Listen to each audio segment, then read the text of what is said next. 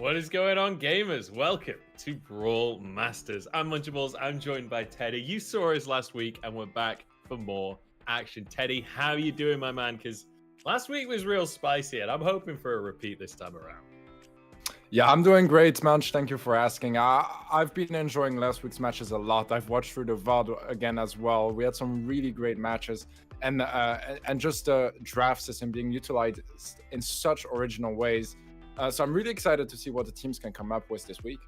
Yeah, I'm really excited to see if we have some developments when it comes to the draft as well, because we saw some of the teams, especially Tribe, really using the draft to their advantage. And then other teams, it felt like the draft was just get it out of the way, let me play Brawl Stars. So I'm curious how much of each camp we have in this week, whether it's more people leaning towards the draft or whether, people just play the game that they're here to play. Obviously, as you can see below, we're going to be starting with our round of 16 as we did last week as well. But before we get into the round of 16, let's start off at the very top and explain what on earth is going on here. If you're a new viewer, this is how the tournament is going to work. We are in the open qualifiers. As you can see, it says ×3. We're currently in the second open qualifier, Teddy. Yeah, exactly. And we'll go through the draft system again at the later point. But the top 8 teams win points here in the single bracket qualifiers. And then the teams with the most points will be qualifying for the playoffs. But next week was the last week of the qualifiers. Oh, in 2 weeks, rather. There will be a spot straight up in the finals available for the winning team. Yeah, absolutely. That's one to play for sure. But also, there's points on the line in each of these qualifiers. And Tribe was our winner last week, so they're going to be the ones that are in the advantage, at least, coming into this one. We'll see how that's going to go. But let's zoom in a little bit on our open qualifiers, on how exactly it's going to work. And as we mentioned, it's a 64-team bracket. We're going to be starting in the round of 16. So a bunch of teams have already been knocked out this week, unfortunately for them. But we'll be going into our draft mode. It'll be the top 8 teams getting some points and getting towards that prize pool that everyone's going to be looking towards. Let's be realistic here.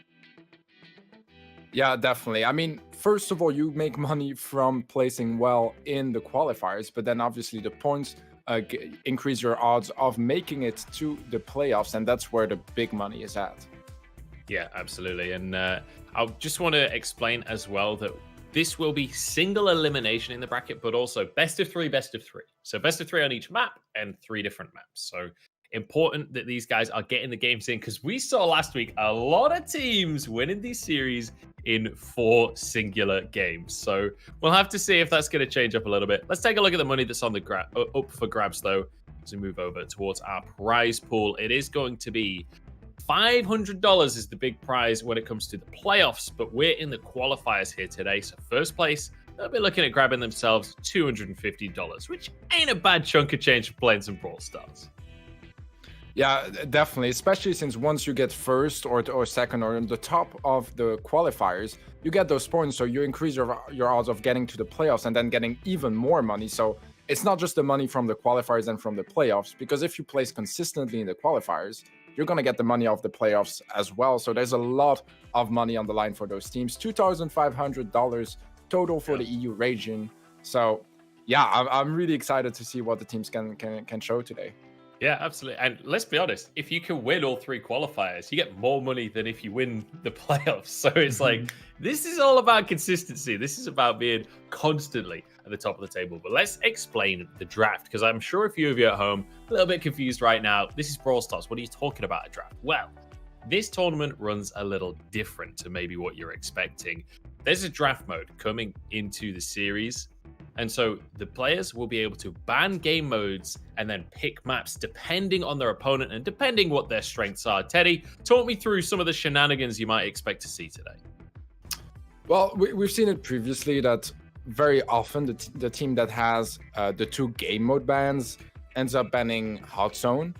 And if they don't, they can force Hot Zone as a ban for the other team.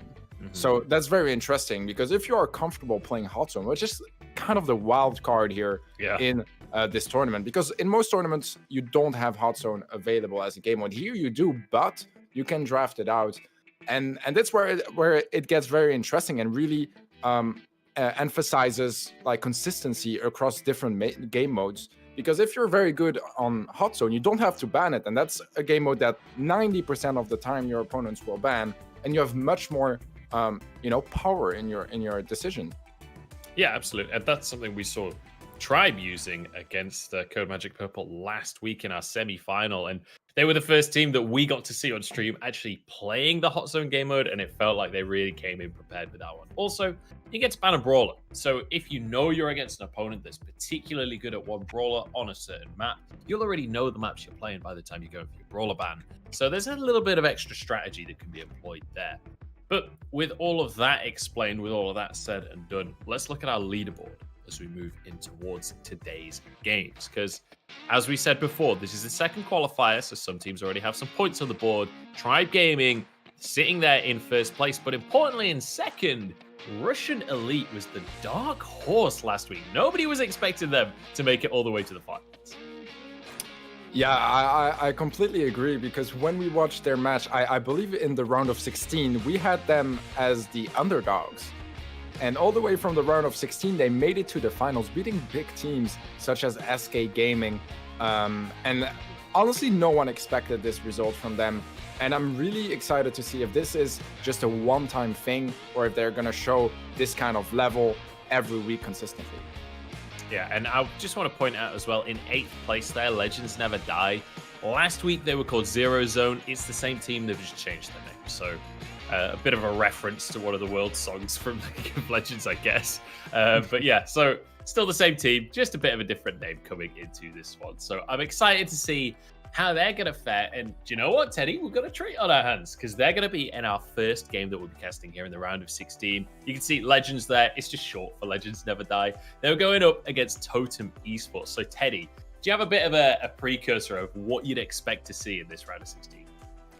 Honestly, I'm not so sure between those teams. I think they often lay between the top 5 and top 16 of EU. Mm-hmm. So sometimes they get closer to that top 4, but never really manage to breach in. And sometimes they drop out of the top 16 for a few weeks. So it's really hard to say, because I think a lot of teams that are on the top of tier 2 are not really consistent. They don't really get the same results week to week. They sometimes beat really good teams, and sometimes they lose against some weaker teams. So it's tough to place them. I think they scrim each other a lot. I think both teams are from Spain, so they know each other for sure. They have scrimmed a lot, and I think this can bring a bit of a grudge between those teams, because they have this experience playing together already. Yeah, that's always one of the big conversations, isn't it? When you've got teams that are sort of from the same domestic region, sometimes there'll be like a kind of brotherhood there, where these teams will work together, they'll scrim all the time, and they'll be essentially best mates.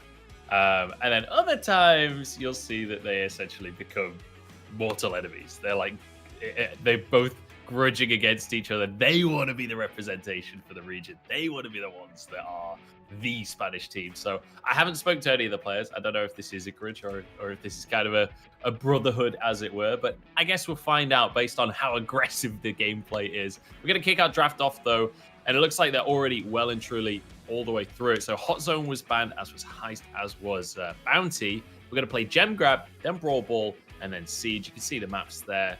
And it looks like it's going to be Colette banned by the blue side of Legends Hit. Yeah, I mean, we have 2 open maps with Hard Rock Mine and Backyard Ball, so I feel like Colette and Jean make sense as bans. We talked about it last week as well, that they're a bit more of a shadow ban. They're a brawler that most of the time is not really banned, even though they are on the top of the brawlers for sure. So I like seeing them banned. I think they're a good opportunity, especially if you have maps where they're specifically good.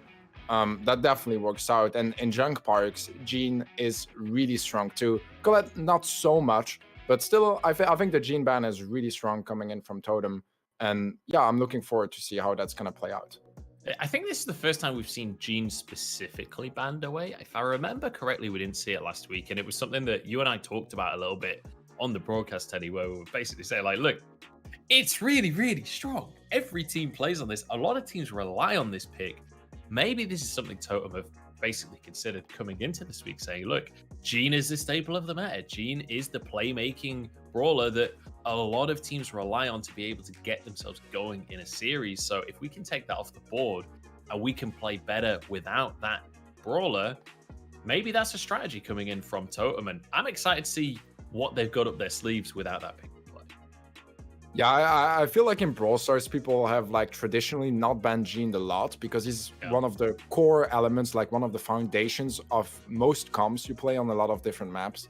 And that leads to that situation where somehow, almost like there was a gentleman agreement, they just don't ban Gene. And then people scrim a lot using Gene. They play in a lot of tournaments using Gene, and they don't really expect him to be banned. So it's a really good way to catch your opponents off guard and just completely change the way the game plays. Yeah, change out the meta, and especially when you're against a team like Legends that have just banned away Hot Zone. If they're banning Hot Zone, they're probably not necessarily strategizing around this tournament specifically. So we'll have to wait and see as we get on into the game here. It's going to be Legends Never Die on our blue side to start things off. Yeah, we have Frustrator on the Piper. Really solid pick for the middle. Will be matched by his opponent, actually. And we will have a Piper showdown in the middle. Yeah, we certainly shall. We've got a Carl off on the side. We'll be able to get some good damage in. The grenade's not going to do quite enough. Leopard just got out with his life there.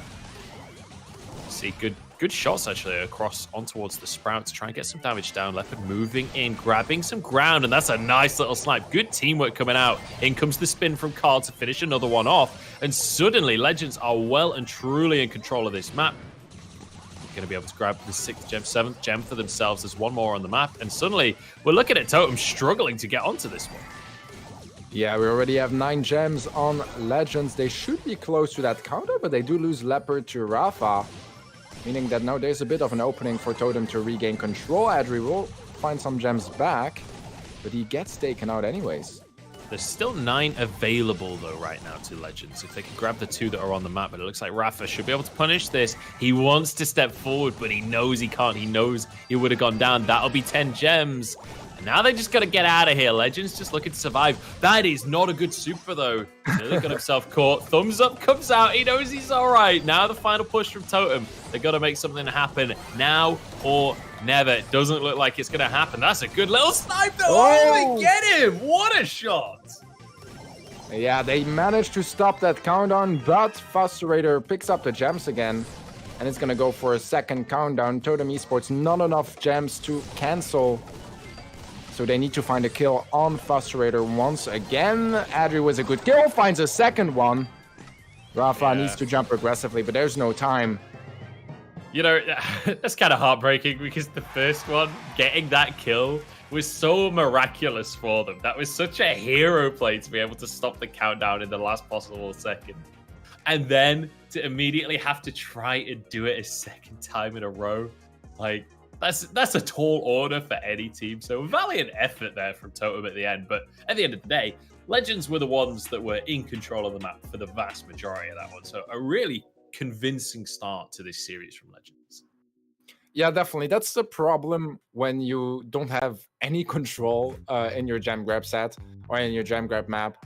You just don't have enough security by having some gems to potentially stop the countdown or just pick up a few and get in an area where you are around 8 gems. So even if they get a countdown, you can cancel it by picking up the next gems that spawn. Here, they only had like 2 or 3 gems, and once they got the kill, they got 2 more. But even 5 is so far away from being at 10 and managing to get the tie. So honestly, well played by Legends, not giving them any room to breathe. And even though they made some mistakes towards the end, lost Frustrator with all the gems, it wasn't really a big risk because they were in their spawn. The enemies had no gems whatsoever, so they were just free to respawn and pick them back up. Yeah, I think you described it really well there, where Totem are they're essentially getting the scraps, right? They've got a couple of gems for themselves, and every so often they were getting a couple more. But we saw Raph was trying to move up mid. There was 3 gems on the floor, but he knew that he couldn't step any further forward. They didn't have enough control of the map, and it's like, sure, you got a couple of scraps for themselves, but Legends, they've got a whole Sunday roast on their side. So definitely very far in favor of Legends to start this one off. Let's see if they can repeat that one, because now there's a Max coming out. Yoshi pushing up really aggressively to get control. And look at the pressure he's put onto the side of Legends here. Yeah, that's going to be a really good pick coming in from Yoshi. Might struggle up close against the Rosa from Leopard, but Jose hits the shot and finds Frustrator, avenging... That was gorgeous. That was absolutely gorgeous coming out from him. But, Yoshi's moving up as well now. Mr. Josie, or Jose, stepping on forwards here. Rafa alongside him. I'll do my best to read here, guys, but I'm not going to lie, it's not my strongest suit. Leopard moving up the side, though. Wants to put some pressure on. This is Rose's dream, right? Getting this close to incredibly squishy carries. Down he goes, and suddenly it's Legends in control again. Rafa comes in spinning through the middle of the map. Nearly got away with it, but he brought the gems over to Totem's half of the map. Yeah, that's going to make a big difference here because Jose overextended earlier, losing all his gems in the middle, and Rafa manages to come back with 5 of them to his base. And that's at least going to make sure that Legends doesn't start off with a countdown immediately. And now we are all tied up, 6 gems on both sides. Yeah, much more even than the first game here. Is Frustrator going to be able to get another one for himself? He's racking up these kills for himself. He wishes it was Bounty right now because he's certainly doing well on the snipes, but not quite able to turn it into much. It's 8-6 right now as Rafa, moving forward, does have his super available if he could get in close proximity.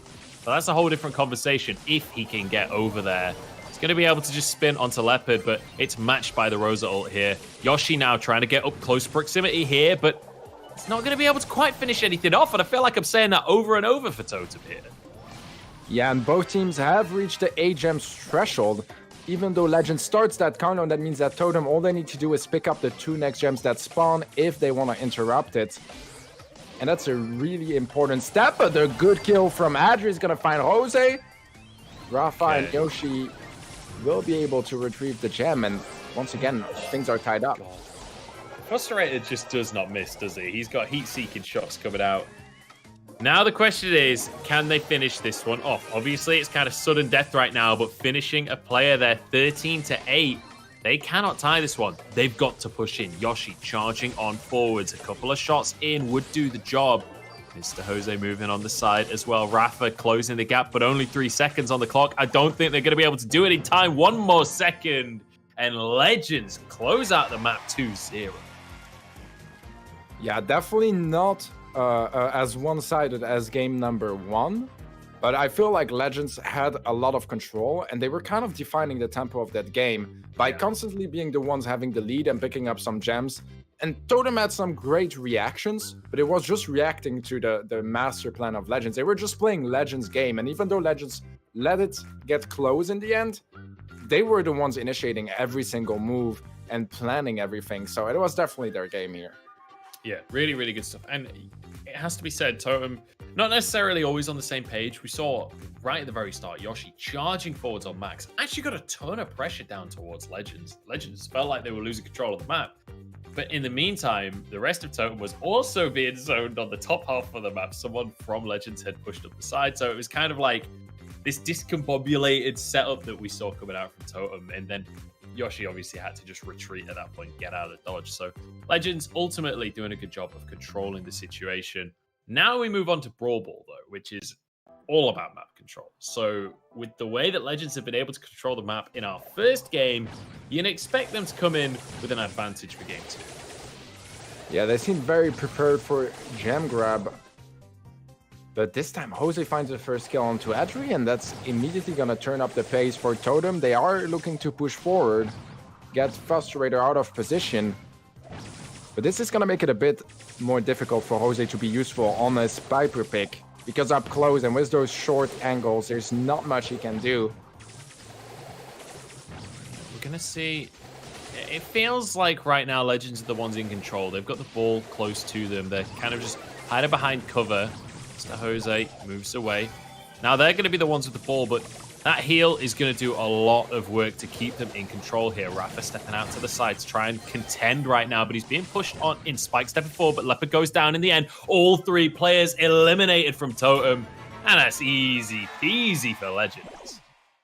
Yeah, absolutely. Very well played. Played it by the book here, Legends. Getting that pick early on to Rafa. Gave them the opening to slowly push up. Jose got in a bad angle, And that was an easy goal, but this time we have 2 kills going the way of Totem, and Adri left low HP in that bottom right bush, gonna get taken out right after.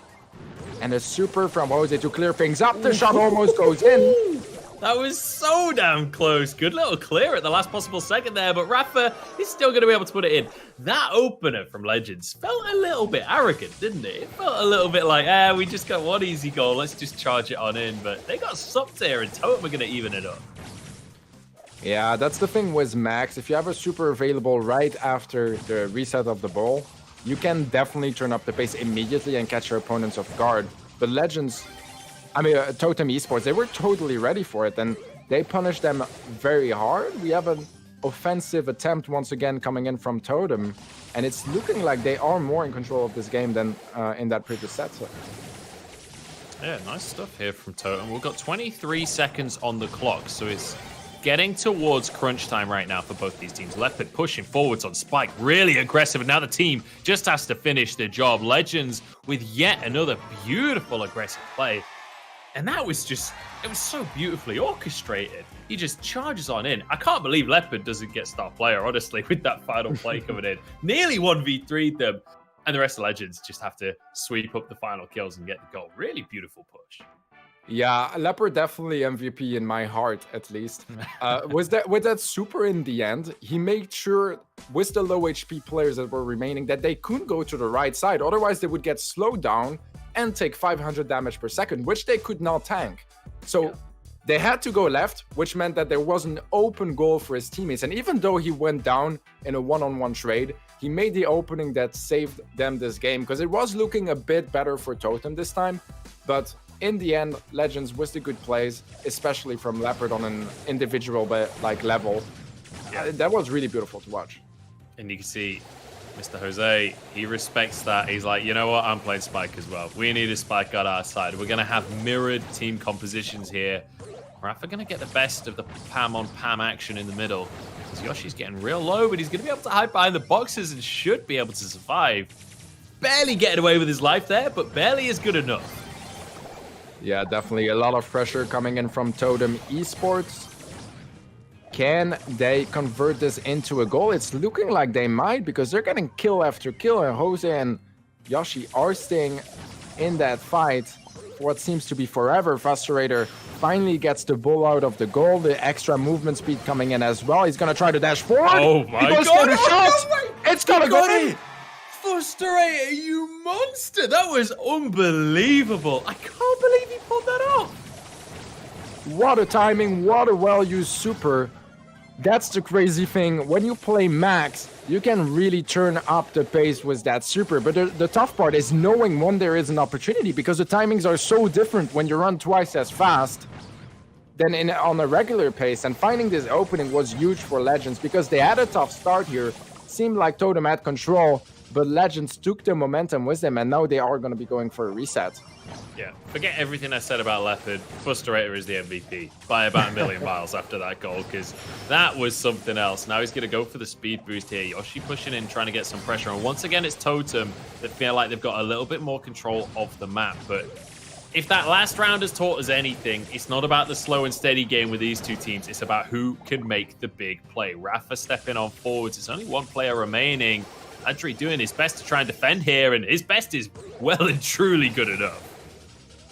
Yeah, definitely.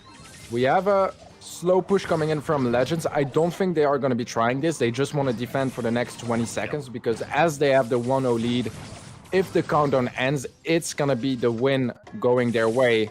With only Yoshi left alive here. He does have some backup from Rafa, but the HP not looking too good for Totem Esports. Frustrator up close. Gonna get some good damage, and that should be enough to buy the time they need to defend this. And Legend, it was a little close. It was a little close at the end there, I'm not gonna lie. They were only a couple of steps away from the goal, but you're right, it's good enough. That's all that it needs to be. It's good enough. Legends, I'm kind of surprised that they closed this in 4 games, honestly. With how close those Brawl Ball games were, with how close the last Gemcrab game was as well, that 4-0 does not represent this series at all, quite honestly. Yeah, I mean, that's the thing in Brawl Stars, right? The games are very short, the sets are very short, And in the end, if you're a slow team that takes some time to really warm up and get the everything ready, you don't stand a chance because you don't have enough time to adapt. 2 games is enough to sweep your set away, and that's what we saw here from Totem. I feel like every game they were improving, but they were never quite good enough. And honestly, Legends definitely deserve this. And just to come back to that super from Frustrator to push up with the Max, the thing that is crazy with Max, and especially at high level, is that what would not usually be a positioning mistake on the enemy team, if you have that super and that extra movement speed, it becomes a mistake. It becomes a placement mistake, giving you the opportunity to push up and find an I mean, I don't want to say easy goal, but a free goal where he didn't need to find any kills for it.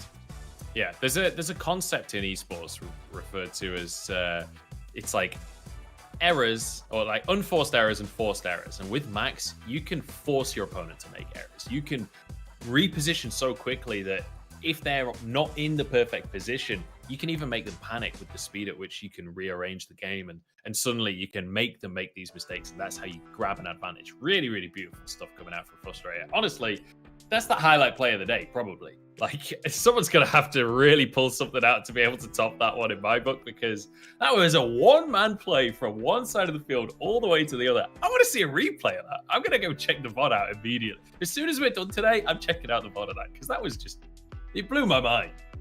Yeah, it was phenomenal. All right, SK Gaming versus Noble Elite is going to be our next one. So SK Gaming, if I remember correctly, we didn't see them on stream last time. What did? I feel like actually they lost maybe we against did. Russian Maybe we Elite did. on stream. Yeah. I think we watched only the end because it was the second one of the quarterfinals, I believe, or semifinals. Yeah, I was going to say it was a quarterfinal, I think, but either way, SK Gaming going to be stepping on up. Last week they were the 4th seed coming into the tournament, so you'd expect them to certainly be a favorite coming into things, and we'll see how they're going to be able to do this week. I'm hoping they'll be able to have cleaned it up a little bit, and hopefully for them, they'll be able to move on forward in the tournament. But I will say, the team that beat them last time also had Elite in the name, so maybe that's the secret. Oh, apparently defeat Russian Elite. Yeah, that is really interesting. Am I correct in the fact they played last week, or was it Outsiders against Russian Elite?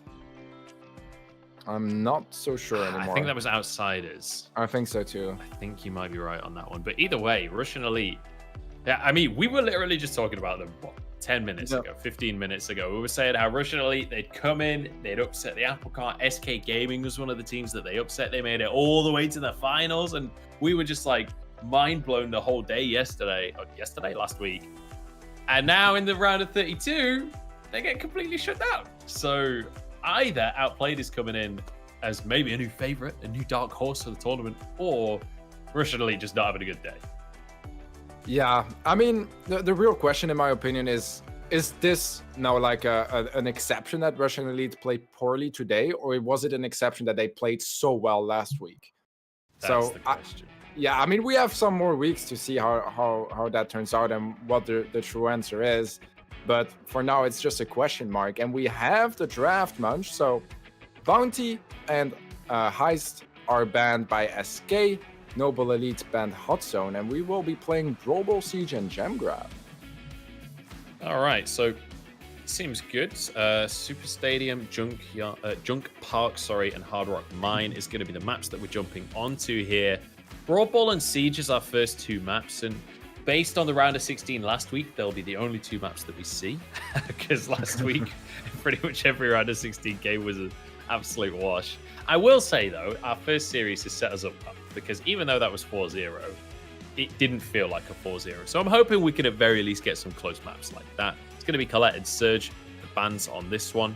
Colette and Max. Oh, it's Max. Sorry. It looks the same with the. It does look the same with the red over it.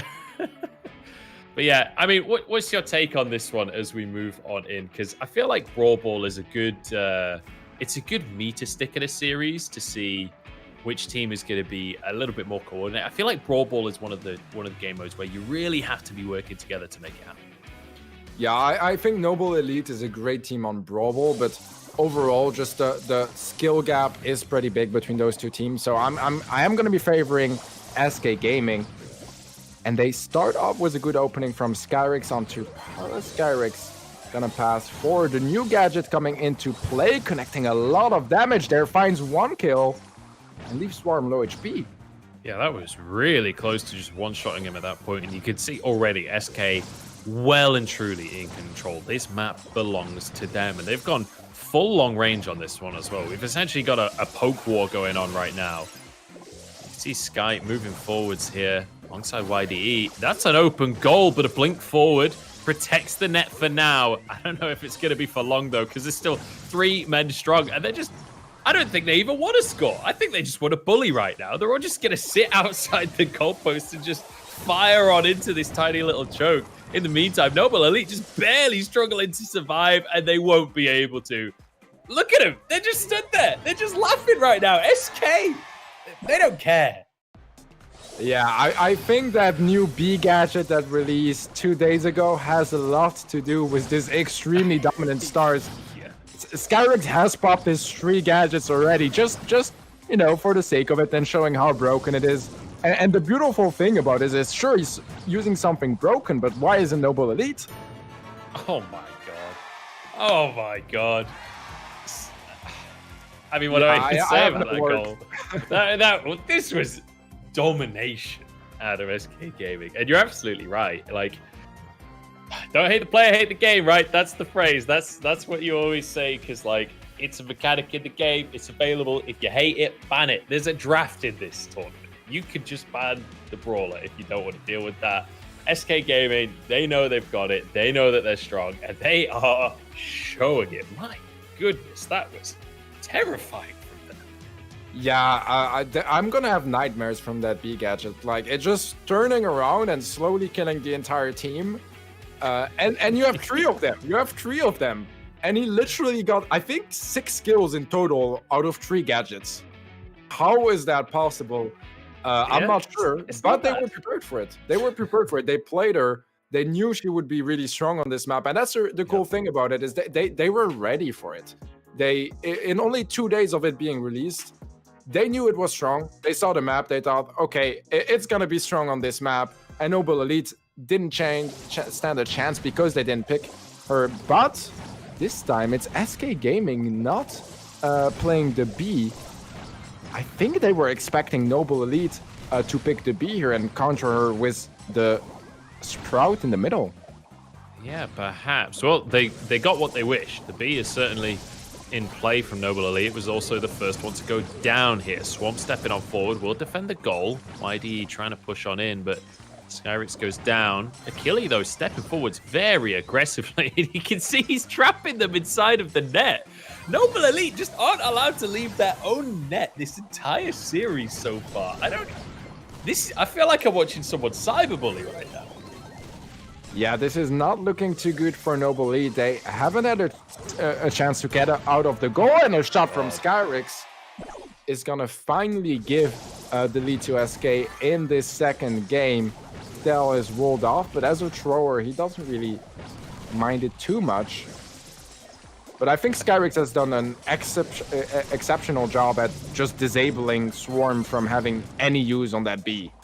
Yeah, and importantly as well, Skyrix, he's looking for the Golden Boot Award right now, because that's 2 goals in a row where players have been alive for Noble Elite, and he just finds the perfect angle and just gets the nice little tap in. We'll see if he can do it again here, but once more, this really long-range composition from SK is working wonders. Achille, the one to knock it to the back of the net.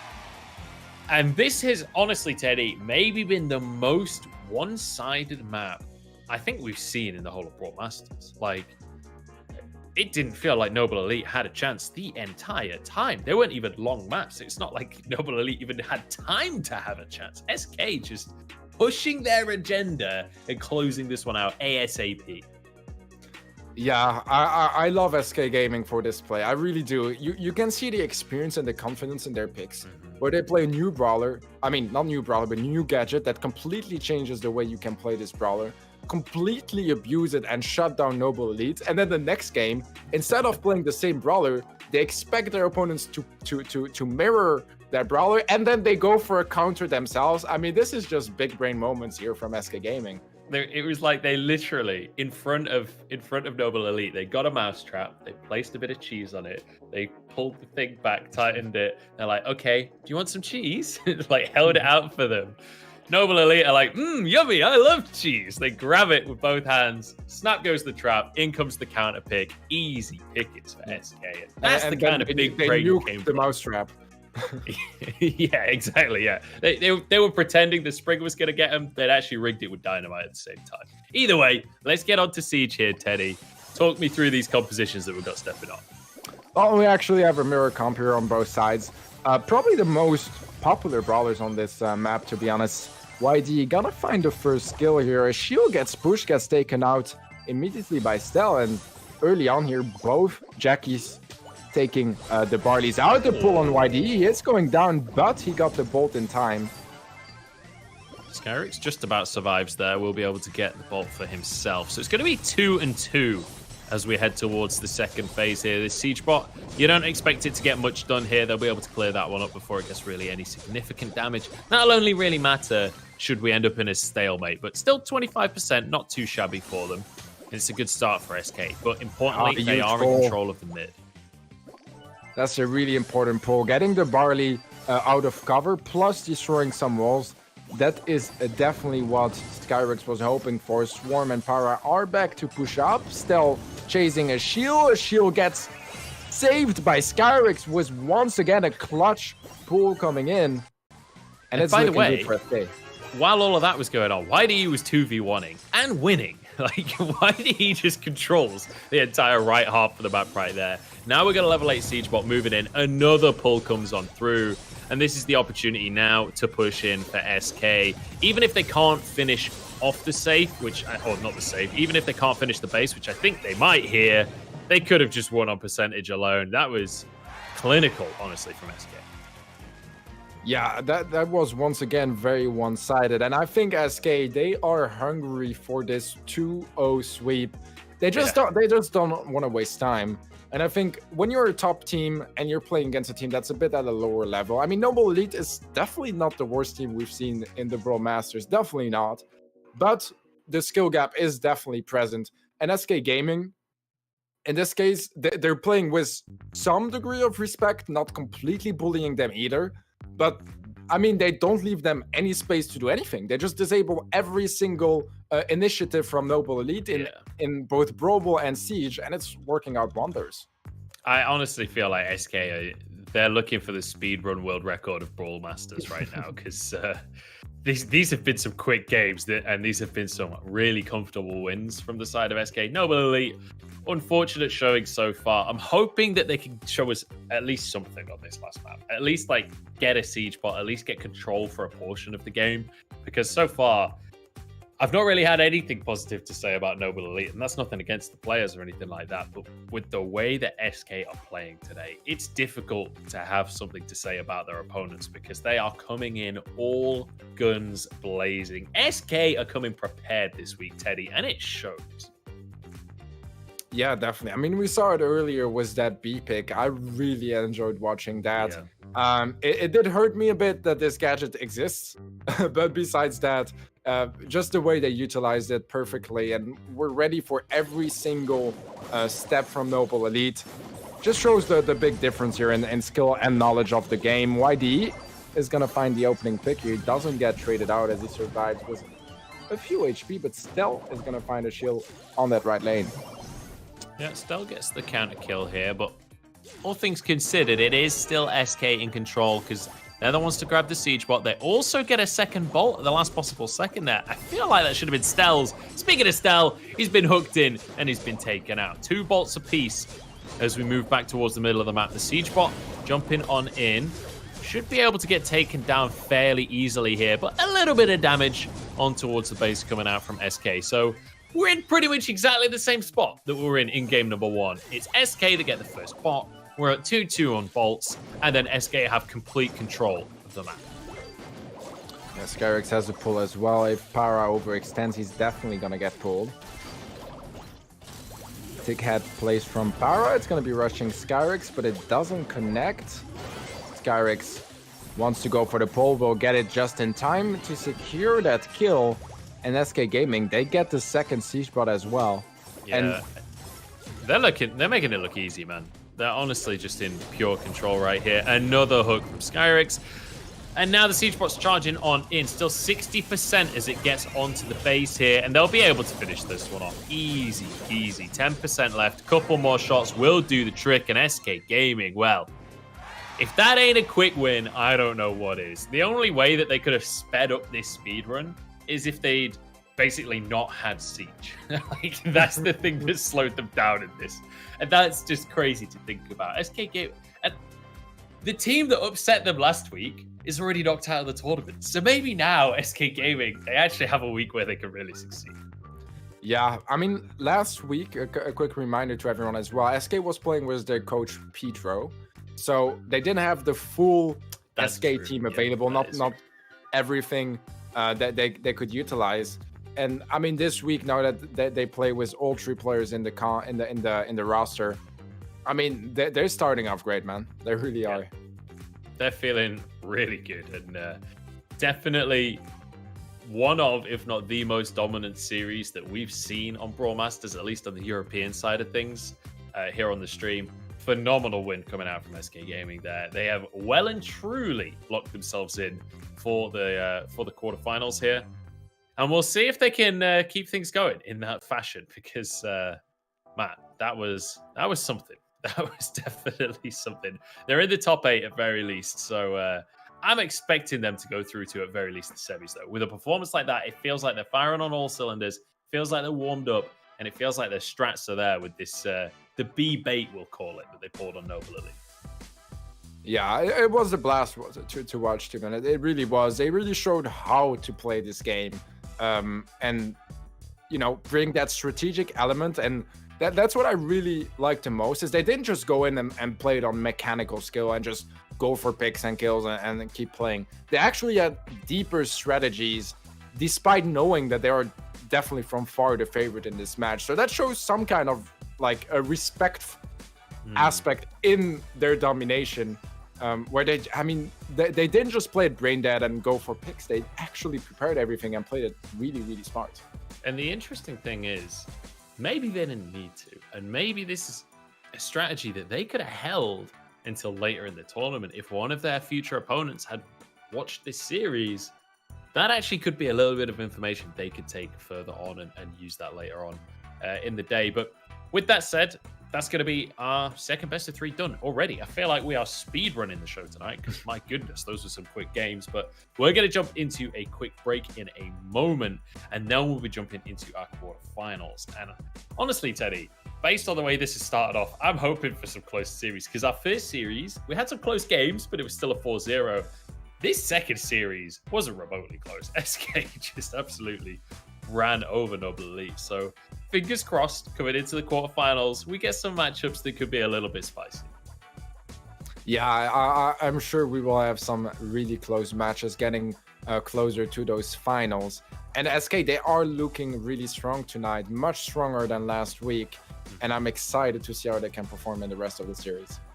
All right, we're going to take a quick look at the bracket before we jump into a break here and see where we're at with the tournament right now. You can see Tribe have moved on into the quarterfinals, as you would expect, against the 16th seed there of Obtained. You can also see that Outsiders managed to move forward against Good Game. We've got SK that we just witnessed on stream defeating Noble Elite, and then Legends we also saw on stream taking down Totem.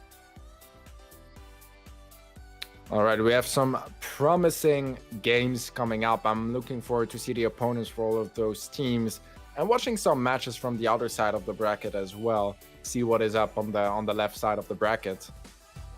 Yeah, we'll have to see how it's all going to go. We're going to go to a quick break, and then we will be back with the quarterfinals. So do not go anywhere. Do not touch that browser. We'll be back in a few minutes' time.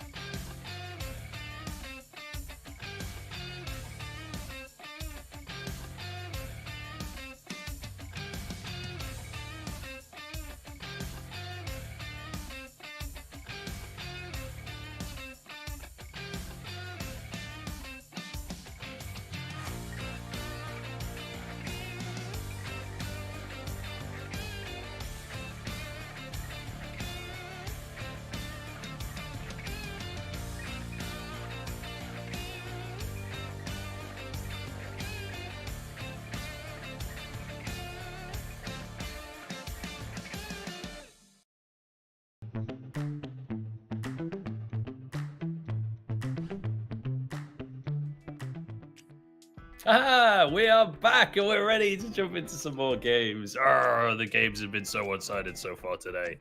That's me using my... I've got a daily quota of using this prop that I have to hit. Otherwise, they whip me backstage. It's really brutal. I'm joined by Teddy once more as I just ramble, apparently, on the mic. Teddy, how you doing, mate? We've got SK Gaming up next once again against S2V Esports here. Yeah, I'm doing great, and I'm excited to watch some more SK Gaming. Last week, we only watched them play with the coach, so I think this is the week where we can finally really see them perform at their highest level. And S2V is quite an opponent. They did pretty well last week as well, I believe. But once again, I think SK, they looked so strong earlier. I'm definitely gonna be excited about watching them play again. We could have a speed run on our hands here, Teddy. That's all I'm going to say. Because based on how SK were playing in that last series we just witnessed, they are feeling like they are well and truly warmed up. They do not need any more games to get into the swing of things today. They're ready to go. We're into our draft, though. And we're going to have Bounty and Hot Zone banned away by SK. And then we've got Siege actually being banned by S2V. It's going to be followed up with a heist pick, which means we're going to go on to Brawl Ball next, and then Gem Grab and Kaboom Canyon is our first selected map from SK. Yeah, it's one of the newer maps as well. That's only been in the competitive map pool for like 2 months or 3 months or so. And the fact that SK is picking this map is really cool because that means they practiced it a lot and they are ready for it. And they're hoping that their opponents might not be as much of an expert on this map, and that they can just have the edge early on and not have to bother too much, not try too much to win anyways. That's one of the big things for me with SK now is like, how much do they actually have to show? Because if they come into this series with some creative play like they did last series, then I'm suddenly going to be thinking to myself, like, how many strategies do they have? Do they just have enough that they can just throw them around willy-nilly in the first few rounds of the tournament? Or is it just that they are so confident that these strategies are reusable too? That's one thing you've got to consider. If they've practiced such a strategy a lot, it doesn't necessarily matter if the opponent knows it's coming, if they're good enough at using that strategy. But it is going to be Colette and Jean banned once again. Yeah, I mean, no big surprise there from SK banning Colette again. S2V, I think they just want to ban Jean against SK, just like we saw earlier. Yep. Because SK, they have really good Jeans, like at least possibilities on multiple players actually. But this, yeah, especially Skyrix, I'd say, and I think it's really strong to ban Jean against them. But on the other hand, that means that stuff like B that we saw earlier might be available once again for Backyard Bowl this time, maybe, or Minecart Madness. I'm excited to see what they're going to be bringing in.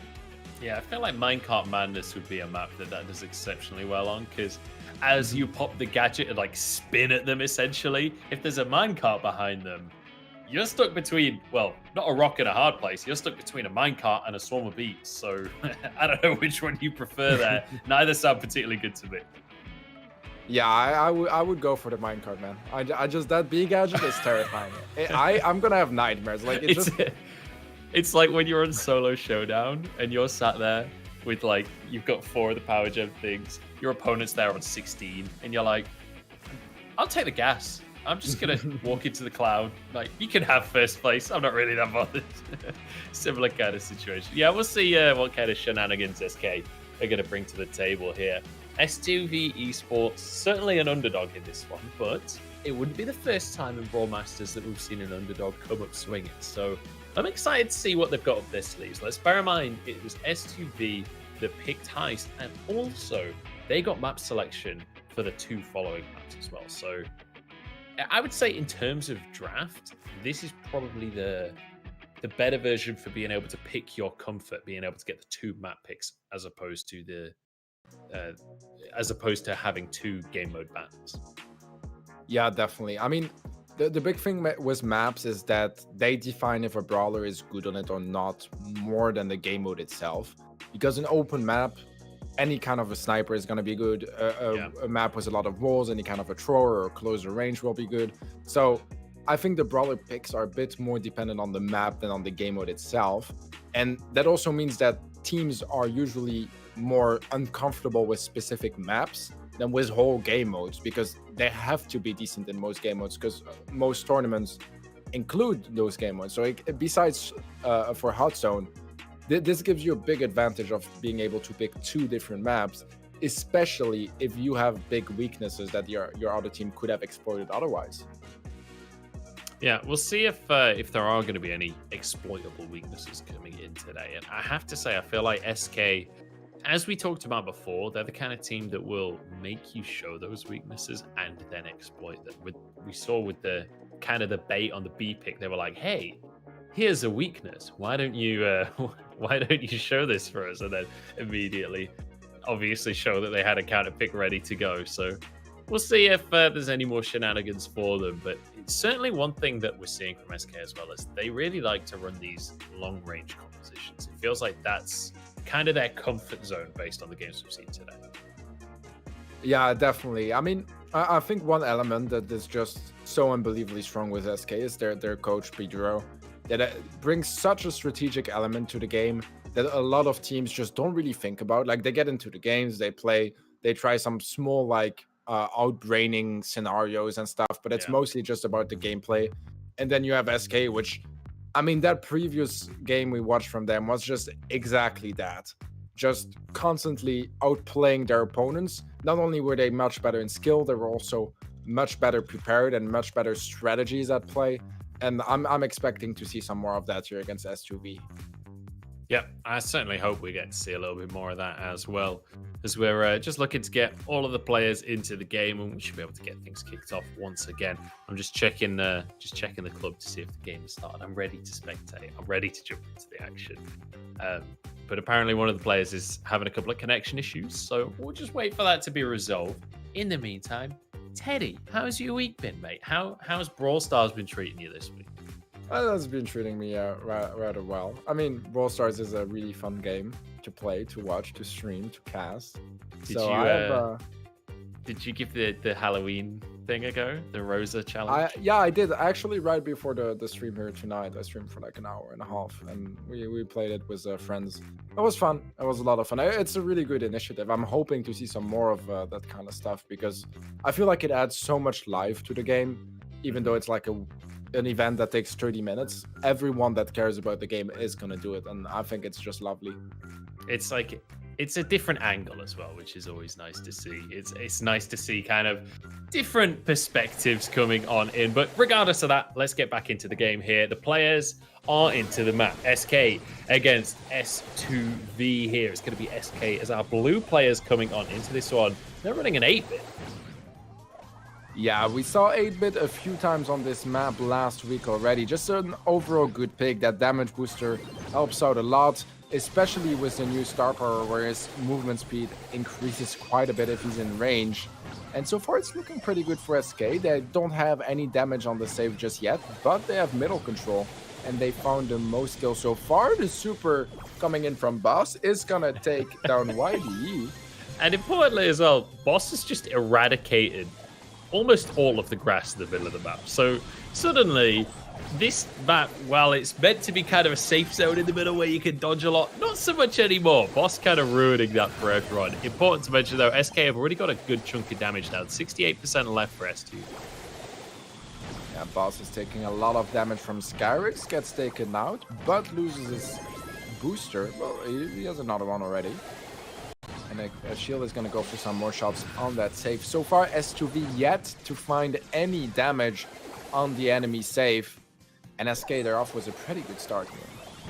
Yeah, not too shabby right here. And I mean, if they can keep this setup going, they will just win by default at this rate, because nobody's stepping up. Nobody's there to stop them. Here we go. Level 3 Search trying to make it happen, but it's not quite enough. Kelly surviving in the middle, and they just need one more shot, or maybe two, to finish that one off. 100% to 0. And well, I mean, Teddy, it doesn't look like they're stopping anytime soon, does it? Yeah, we were talking about quick games, and here you have one other quick game in favor of SK once again. They've been looking strong tonight, and I think they just want to go as quickly as they can towards those finals. Like they saw the points and the money on the line. They just thought like, let's get it. The faster we go, the more like the higher our wage per hour is, I guess. Yeah, like they're trying to work out exactly how much money they're getting per minute of Brawl Stars played. They're trying to min-max that. Definitely feels like to me, they're a little bit annoyed at how it went last week. They didn't have their full roster to play with last week. They had to play with their coach. Didn't quite work out. They got upset by Russian Elite. This time around, they're getting upset, but in a totally different way. This time, they're getting upset, they're getting angry, and they're getting some wins to avenge themselves. And man, I don't want to be on the other side of the pitch to them. I don't want to be their opponent anytime soon. Yeah, me neither. I mean, that's why we decided to be casters rather than pro players, right? Because of SK. It was just out of pure intimidation. Yeah, they scared us off the game, you know. Like we decided to stay on the borders and just watch the game and cast it. And I mean, it's been working out great for SK. They are looking extremely scary. I'm excited to see what kind of form we have on the left side of the bracket. So like teams like Tribe Gaming that are sitting around there, and I think Outsiders as well. So this is going to be the important one because SK is looking to go to the finals on this right bracket. Obviously, they're not there quite yet. They still have a few matches to go until then, but they're looking extremely scary, and someone is going to have to stop them. Otherwise, they're going to go away with the 15 points today. Yeah, they're definitely feeling like a favorite, but Tribe technically weren't the favorite last week, right? They still managed to make it all the way to the finals. So we'll see if Tribe have more up their sleeves later on today as well. Or maybe we won't. Maybe they get eliminated off stream. That's always a possibility. So I guess we'll have to wait and see. SK, though, certainly feeling strong. S2V struggling a little bit in the first map, but let's bear in mind they've still got time. They can still get back into the series. Maybe just need a minute to re-strategize and figure out what to do. Because, I mean, Teddy, put yourself in S2V's shoes here. What do you do against this team with the way that they control the middle of the map? Like, how do you approach the game going into game 2? Well, this is a difficult situation for them because they didn't have any opportunities in that last game. I enjoyed seeing the Surge coming in because Surge is not the kind of brawler you would just play. It's more if you expect some specific picks and want to have some counters and you know, have that TP to come and clutch up close and surprise opponents. But it didn't work out at all from them. So I'm what I'm hoping from them is to go for something a bit risky and go for some brawlers that you wouldn't really expect to see or that can be strong against 8-bit and stuff like that they've been struggling against here for sure. Because if they just copy the comp from SK, they will lose at that fight. Like, I don't see them winning that fight just because SK has such good team play and individual skill. But guys, we are hopping into the next one. Same comp coming in on the side of SK Gaming, and we have a Poco double tank for S2V. That's gonna be interesting. I'm hyped. I'm down. I'm ready to see this one. Come on, Albert. Let's see it. Skyric's going to be 1v1ing him, though. Albert not getting the best of that one. So maybe I'm less excited all of a sudden. It's going to be Chen Hao going in, but he gets taken down. They will be able to defend safe in the meantime. 68% left because he's chilling in the middle of the map and he's just blasting away onto this. Yeah, for the first few seconds of this game, S2V actually had the lead with that push, and they actually have some pretty decent control. You're looking to get some more damage on that safe. It is a base rush coming in right now. Yeah, it depends who can defend better right here. 9% left on this. Oh my goodness, the volley of rockets goes in. SK still going to win that one out, but hey, it was a lot closer than the first map was.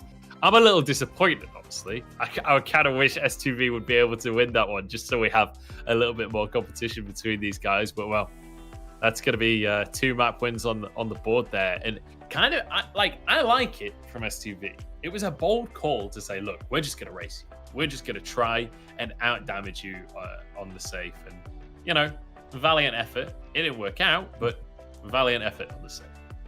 Yeah, I mean, at least a good spirit in it. I would have to say that in a 2v2, so 2 people pushing the top safe and 2 people pushing the bottom safe, having a Poco as one of the 2, which has pretty much the lowest damage in the game, is not really favoring a base rush. So I'm not entirely sure if that was the right move to go.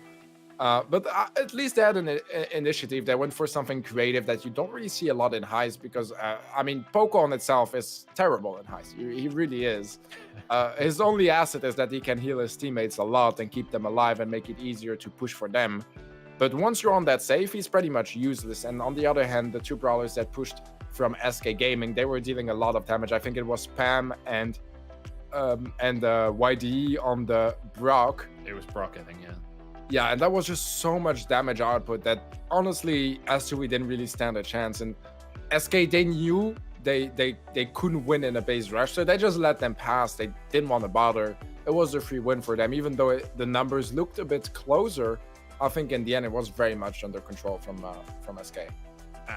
So while it may have looked close to the untrained eye like myself, in reality, this was SK just getting another easy win. They were just surprised at how easy this one was. They were like, "Oh, you want to race us? Okay, sweet.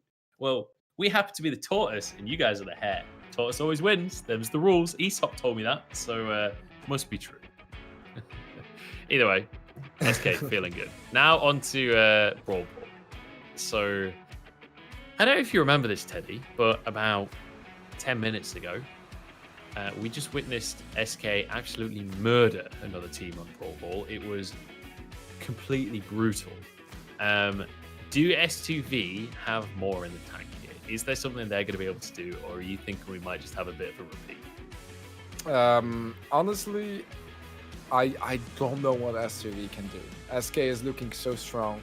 It's at, like, once again, it's a skill gap that is so big that you can't do small changes to beat them. You need everything to go your way. You need the luck factors to go your way, the picks to go your way. You need to get the right individual moves. And this is what they need to bring in here. And they have a pretty standard comp here, S2V. On the other hand, SK was a bit more of a surprise with that B pick. But we talked about it earlier, that new gadget does wonders in... It's so insane. Like, what do you even do? In they go, though. Albert's here to protect it. YDE trying to get in, but he's pretty squishy. Spike, not exactly the 1v2 god of the game. So S2V hold on for now, but I mean, we just saw it again. Skyrix just walks in, starts spinning the bees around, and there's not a lot you can do about that. Yeah, honestly, when you see a bee pop that new gadget, just run. Like, even if that means not defending your goal anymore, just sit in your goal. If it's not far enough, just disconnect. Like, I don't know how they can stop him. I mean, Albert finds the kill this time, so that's a way to stop him. Yeah, that's true. Just kill them, you know? Just outdo it. Like, just outdamage them. Don't worry. It's like Korean advice. Korean advice. Just win the game, guys. Like, it's that simple. All right, well, we've got a bit of a stalemate. But I say that, Skyrix has just popped the gadget, so maybe we won't have a stalemate for long. That's one kill. 2 more players on about 200 HP, each 32 left for Albert as he's taken down. Suddenly Chen finds himself alone in the world, taken out now, and it's Boss alone here, but Albert's respawned. They're waiting for reinforcements before SK want to push this one home, but that's a lot of damage onto Albert once again. Yeah, Skyrix has been doing a really good job on the B so far. Not quite as impactful in the set of Brawl Ball they played in their previous match, but still not looking too bad for SK. S2V have an opportunity here to push forward. YD is gonna pop that super, wants to keep Boss away and make sure he doesn't heal up too much, but Skyrix is low HP as well, and that means that S2V, as overtime is gonna be kicking in, they have the upper hand and the opportunity to push up. This could be a real chance here, Killy. You know, 1v1 here, but Boss is looking to win it. Chen's here to back up Boss as well. They might just be able to walk this one in, but Skyrix with the gadget. Is it enough? The answer's no. Boss gets the goal. Yeah, 2V coming into this game a bit late, but they still managed to find a game here. Let's see if they can convert this in a set, potentially. Massive thumbs up from me, Teddy. We've got a series that's not a 4-0. We've got a game for S2V. I love it. It took him to overtime, but you know what? the push coming through from SK with the B gadget didn't quite work out for them. They couldn't just close it out that easily. And S2V, they punished it. I like that. I like that they stood their ground and they're slow and steady. I was wrong. It's S2V that have taught us. SK are the hair. Of course they are. They've been trying to speedrun all night. So then suddenly, the hair, he goes for a nap next to the tree, and everyone knows what happens from there. The tortoise wins the game. Can they win 2 is the question. Can they push us to the full best of 3? Yeah, I think S2V had a very good reactive play. They had one opportunity in the game. They found a few kills, they pushed forward, and then they waited until overtime comes in to open up that map, have an easier access to that goal, and they played it really smart.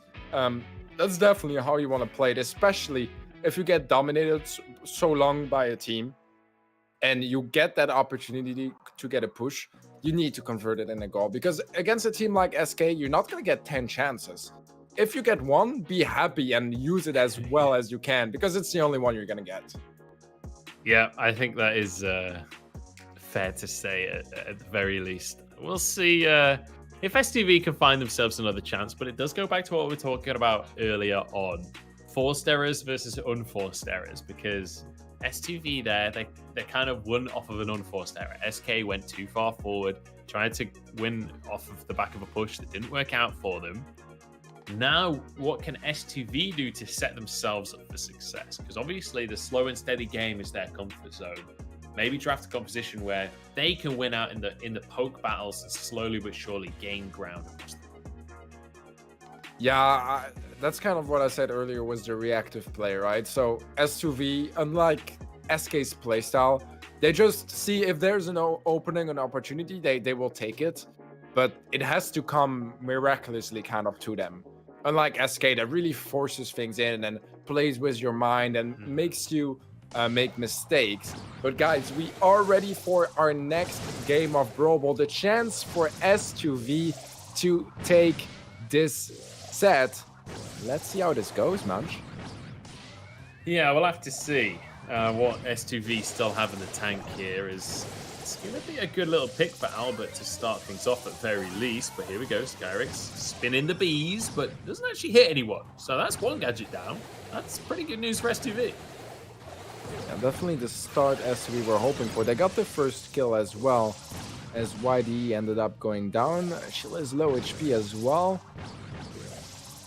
But look at the pressure from the Pam, just sitting there behind a wall and pushing up at the right timing. Gonna find both kills, and S2V, they have a chance to push up.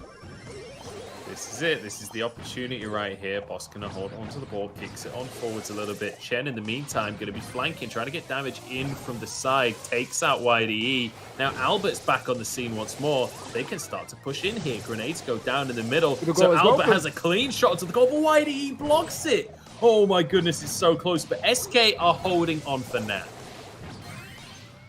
As we say that, they lose 2 players, leaving only YD left alive. He has a super, gonna go for the slow, but it's not enough. I thought he was going to be able to do it then. I thought he was going to pull off the miracle defense, but in the end, it's S2V that get themselves a goal. And if they can keep this up, they could look at a map for themselves here. They could look at maybe being able to contest and push us to 3 maps. SK perhaps struggling a little bit on Brawl Ball, which is not what we saw from them early. Yeah, I think Brawl Ball is where they looked more dominating against, who was it in that previous game? I don't remember. Outplayed, I think. Outplayed, I think it was. And this time it's completely different, as S2V, they are ready to take that set. All they need to do is defend for 25 more seconds and not leave the opportunity for SK to push, but some good kills coming through. Shield has a super as well. The shot to Chen, he is able to catch it. All so far away. They've only got 12 seconds to do it, and Albert is going to be able to kick it away into the corner. SK, they're not even trying. You got to push in, guys. You've only got 5 seconds. I feel like they kind of just gave up on this one. And, well, S2V, they're going to be able to get it. We said slow and steady wins the race. The timeout for the win here. S2V finished the map. Yeah, 2 games in a row here in Brawl Ball, where only 1 goal is enough for S2V to take the game, and in this case, the set. It's 1-1, something we didn't really expect, especially with such a one-sided high set. gem grab is going to be the decider, and this is going to be an important one. Yeah, this is going to be something, and it's a obviously dramatically different game mode to Brawl Ball. You have to be a little bit more consistent, and I will say S2V, their biggest strength so far has been this slow, steady play, which generally speaking in gem grab, slow and steady quite often will win the race because it's all about just controlling the middle of the map, right? It's not necessarily about the 1 and 2 second shock plays, although they can work later on into the round. Maybe S2V have something magical happening here because SK certainly on this second map did not look convincing at all, and S2V, I'm starting to get persuaded here. I feel like I'm being converted to a new religion here because S2V, they're talking my language now with a win like that. Yeah, I mean, I'm super happy that we get to see a 3-set game already in this quarterfinal. I don't know. I think that gem grab is really about consistency and about having different types of skill coming in. So taking control, falling back at the right times, like retaking control when the other team has the middle already under lockdown.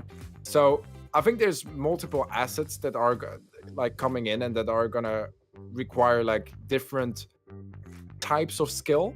And I feel like SK just has a bit of a stronger portfolio in general, and that this is where they're gonna shine. But obviously, I mean, S2V, they have proven us wrong in Brawl Ball already.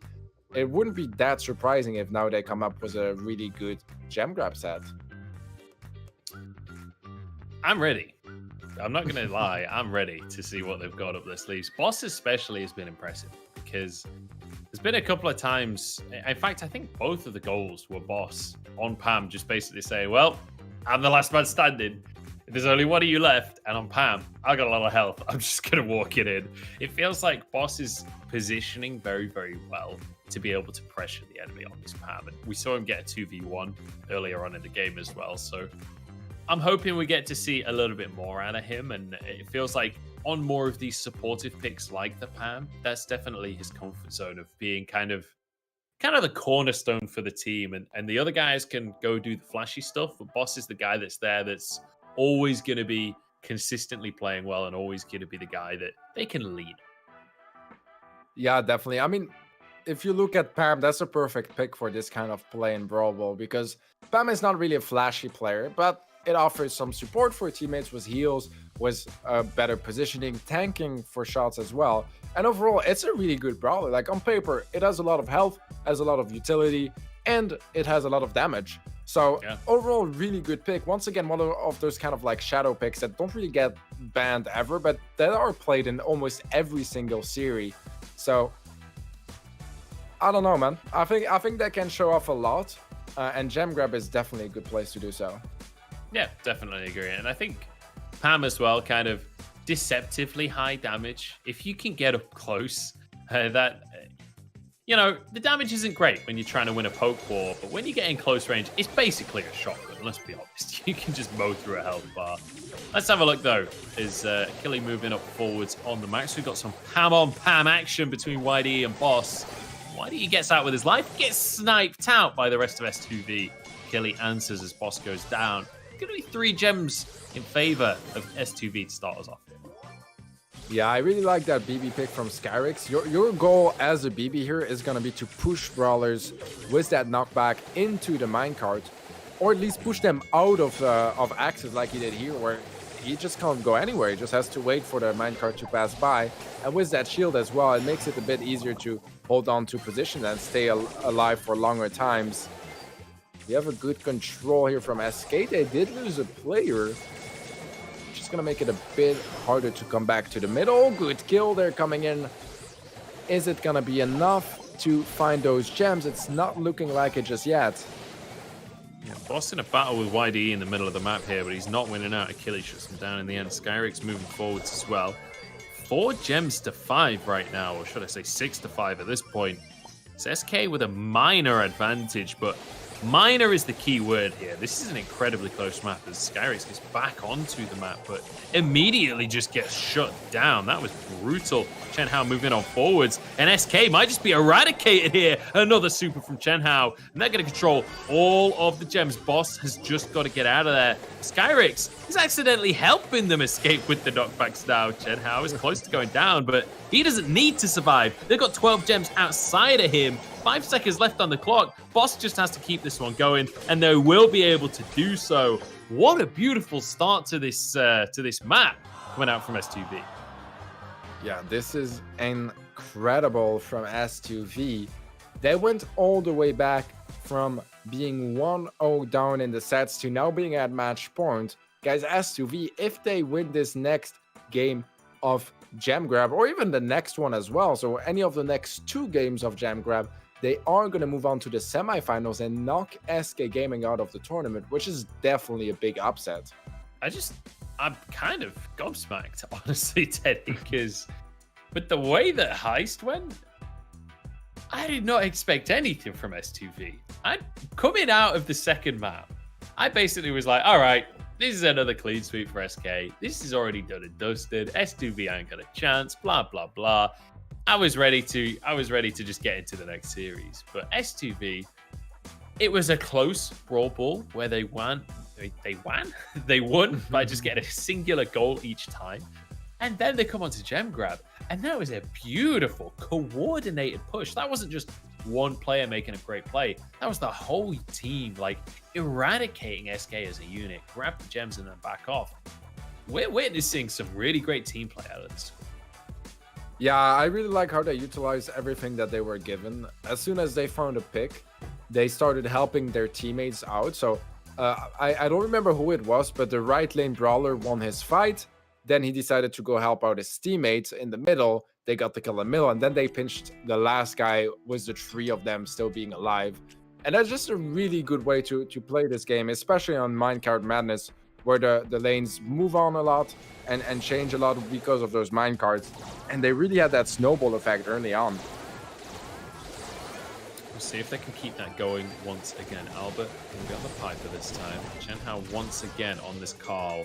And I have to say, he was definitely one of the highlight players in that last one, but fairly low on HP. Does need to be a little cautious. Skyrix changing it up, though, changing the pick. Deciding the BB really didn't work out last time.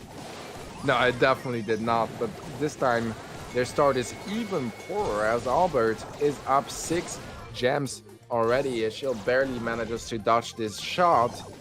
But they need to get back in this game. Otherwise, it's going to be S2V taking it home and going to the semifinals. That Nanihat could help out. Might go for the TP here. Yeah, the TP from Skyrix. It's enough to get 1 kill. Gets a lot of damage on Boss, but he goes down and drops all the gems with him.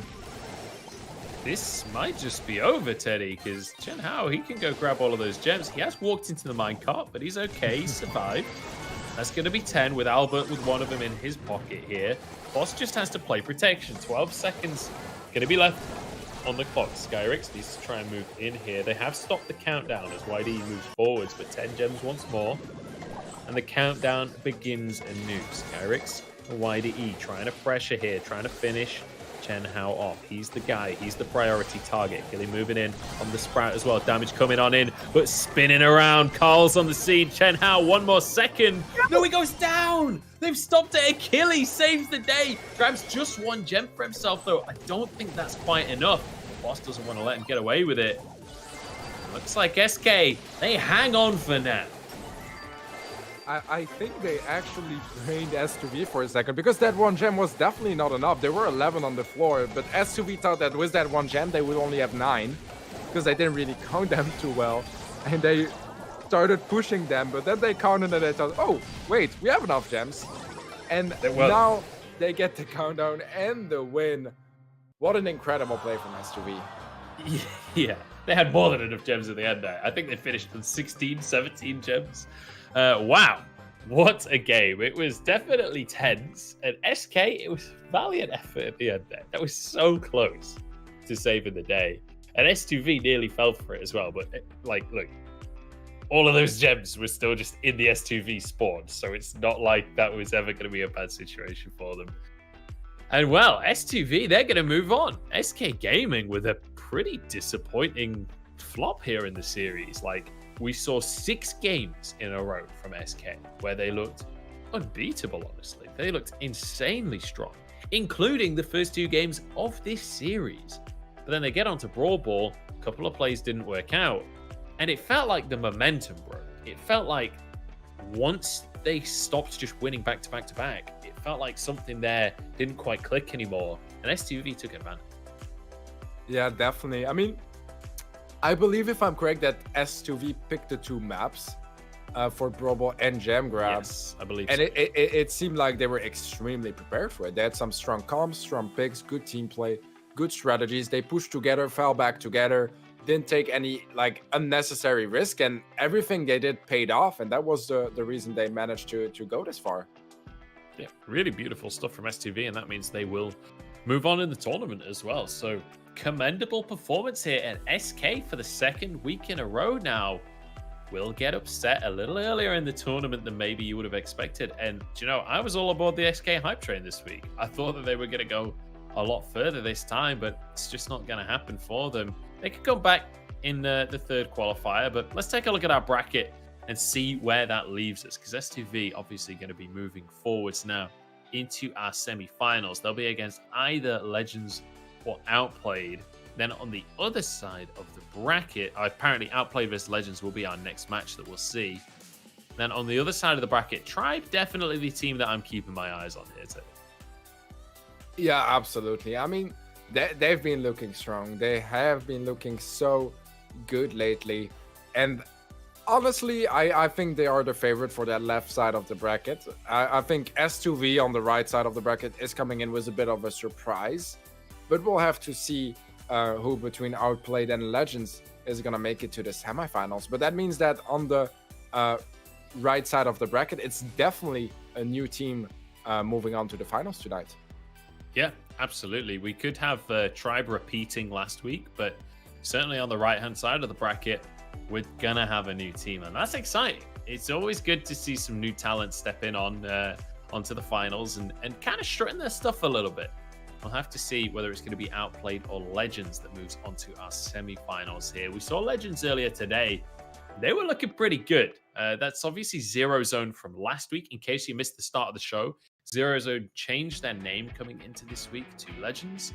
And I would say it's an appropriate name based on their play in the round of 16. We'll see if they can keep that reputation going up for themselves here at up against Outplayed. Yeah, I mean, honestly, I think at this point we'll just have to see if Legends can show the kind of level they had earlier. I think they can. I'm a believer here for Legends. They played pretty well last week as well, making it to the top 8, which they definitely aimed for better, but at least you get some points. And even a few points in the end, they can make a big difference. And guys, we have the draft already, so Hot Zone, Siege, and Heist are the bans. Gem Grab, Rubble, and Bounty are the game modes that will be played, and the maps that will be played on are Merge Fort, Backyard Ball, and Shooting Star. Yeah, so going to be an interesting one. I feel like Backyard Ball is definitely the player favorite in Brawl Ball. I feel like pretty much every time we see Brawl Ball, it's Backyard Ball. I certainly got no issues with that. I like watching Backyard Ball. I feel like there's a lot of opportunity to kind of show individual skill on Backyard Ball.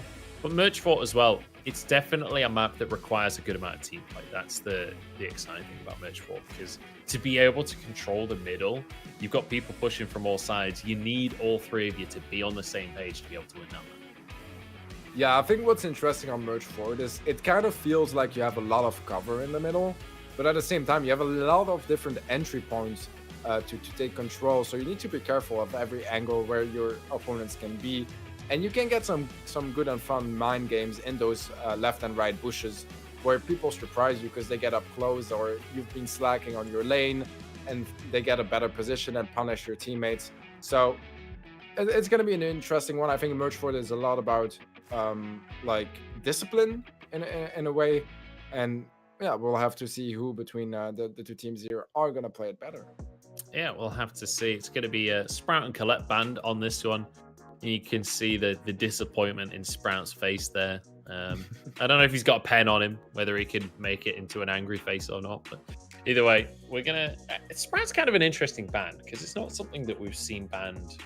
I mean, Sprout's something we see played a lot, but it's not really something we've seen banned a whole bunch. So curious to see how that one pans out. Obviously, it does mean that Gene is in the pool, and when Gene's available, he's pretty much always going to be played. Yes, as you say that, we have two Genes on the field. Max on Frustrator, Maru gonna be rolling the Tara, and then a Piper on Atom, and Leonard on another Tara as well. So two Taras, two Genes, a Max, and a Pam. Yeah, we'll see which strategy is going to work out. With Gene and Tara is an incredibly strong combo. Being able to go for the pull if it's a single target, being able to go for the kind of AoE pull, if you will, when there's multiple targets stacked on up. But so far, a fairly even start here. 3 gems to 2, 3 to 5, sorry. As that pull is going to change things. But, or is it? Atom just goes for the 1v2. Will finally fall down, but it's answered. And suddenly Maru, he's the man in charge with 9 gems. They're going to be able to walk away with this one. Yeah, they are running back to their spawn. Legends only have 8 more seconds to stop them. They need to find Maru or Mori. Oh. And this pull is going to make it even harder. Double pull coming in from Maru. That's going to be the kill. Outplayed. They are going to start off with the 1-0 lead in gem grab. That was beautiful, honestly. That was really, really beautiful. And Atom, even though he wasn't the one getting the pulls, the fact that he had, 5, 6 gems, gets pulled in, and just 1v1 someone immediately, nearly gets out with the play. The rest of his team is then able to step up and reinforce him as well.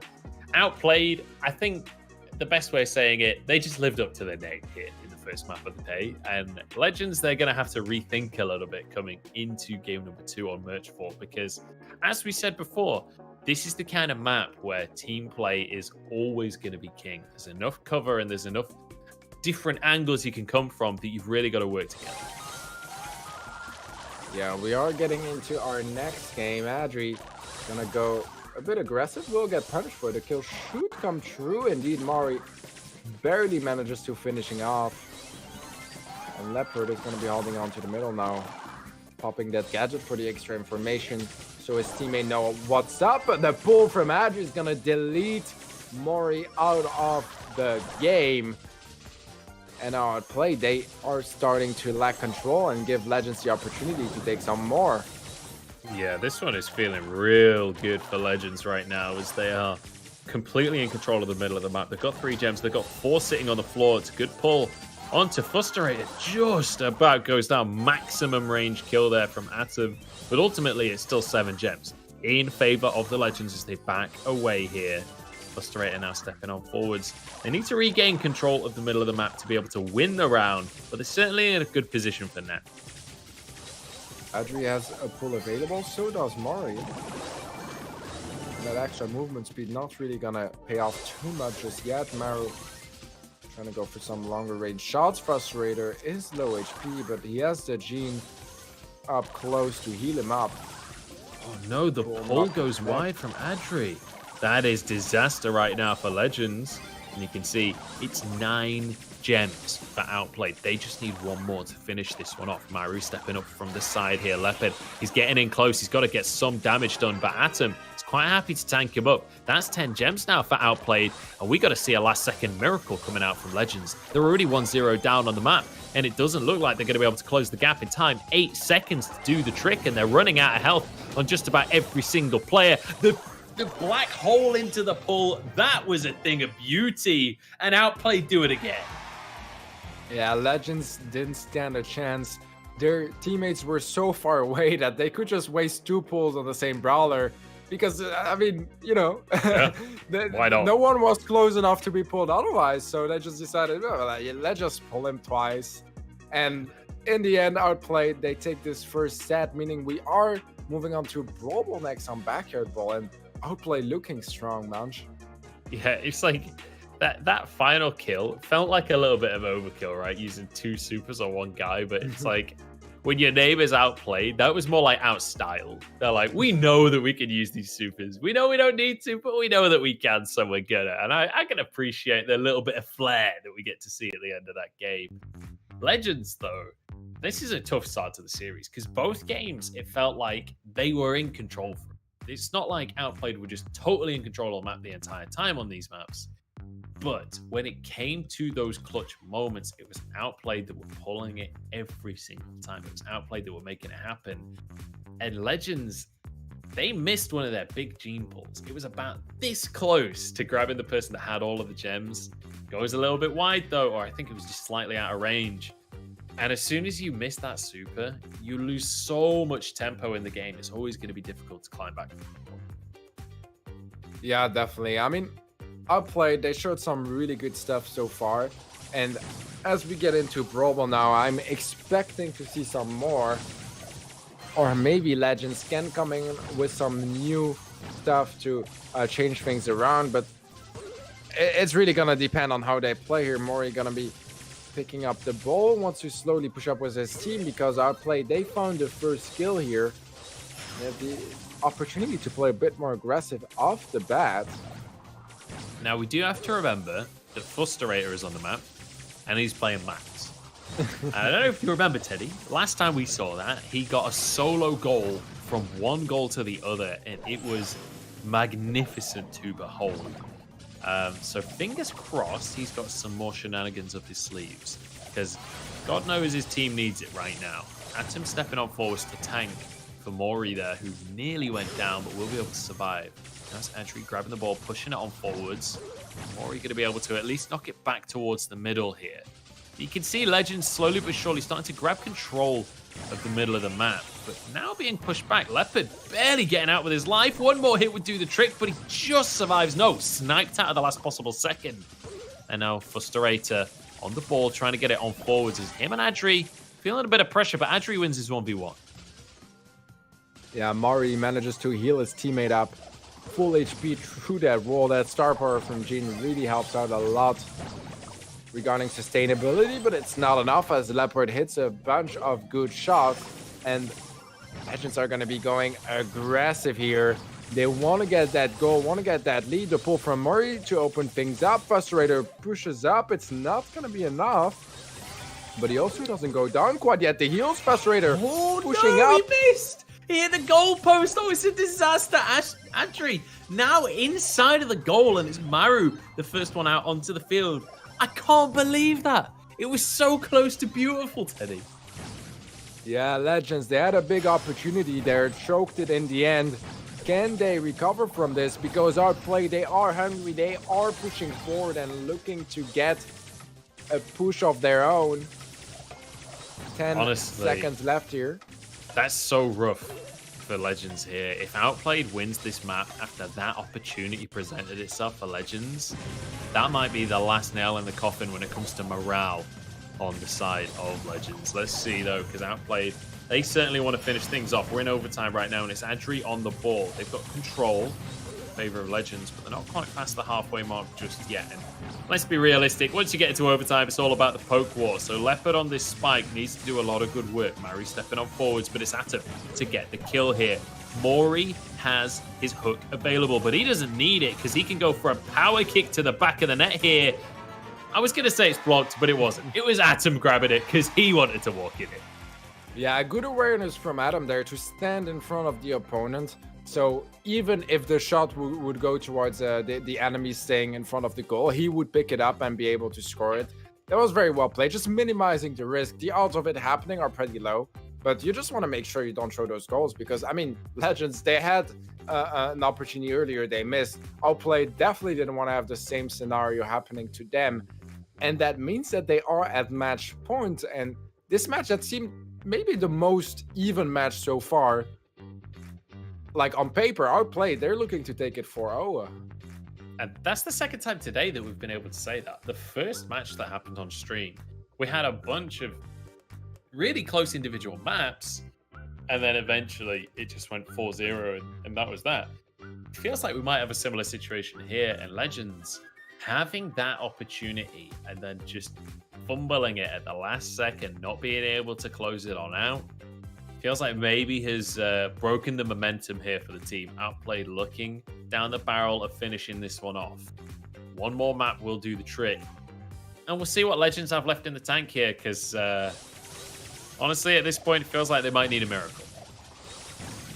Yeah, they definitely do. I mean, it's match point for Outplayed, meaning that Legends, if they want to win this match, they need to reverse sweep Outplayed, and it's the way Outplayed has been playing so far. I mean, their name works out very well, you know? They have been outplaying Legends, not giving them many opportunities to do anything. And even when they do give them opportunities, they somehow manage to turn it around and make it work their way anyways. Leopard in danger, he does survive. This is gonna be an important fight because whoever finds the first kill is gonna have the opportunity to push up.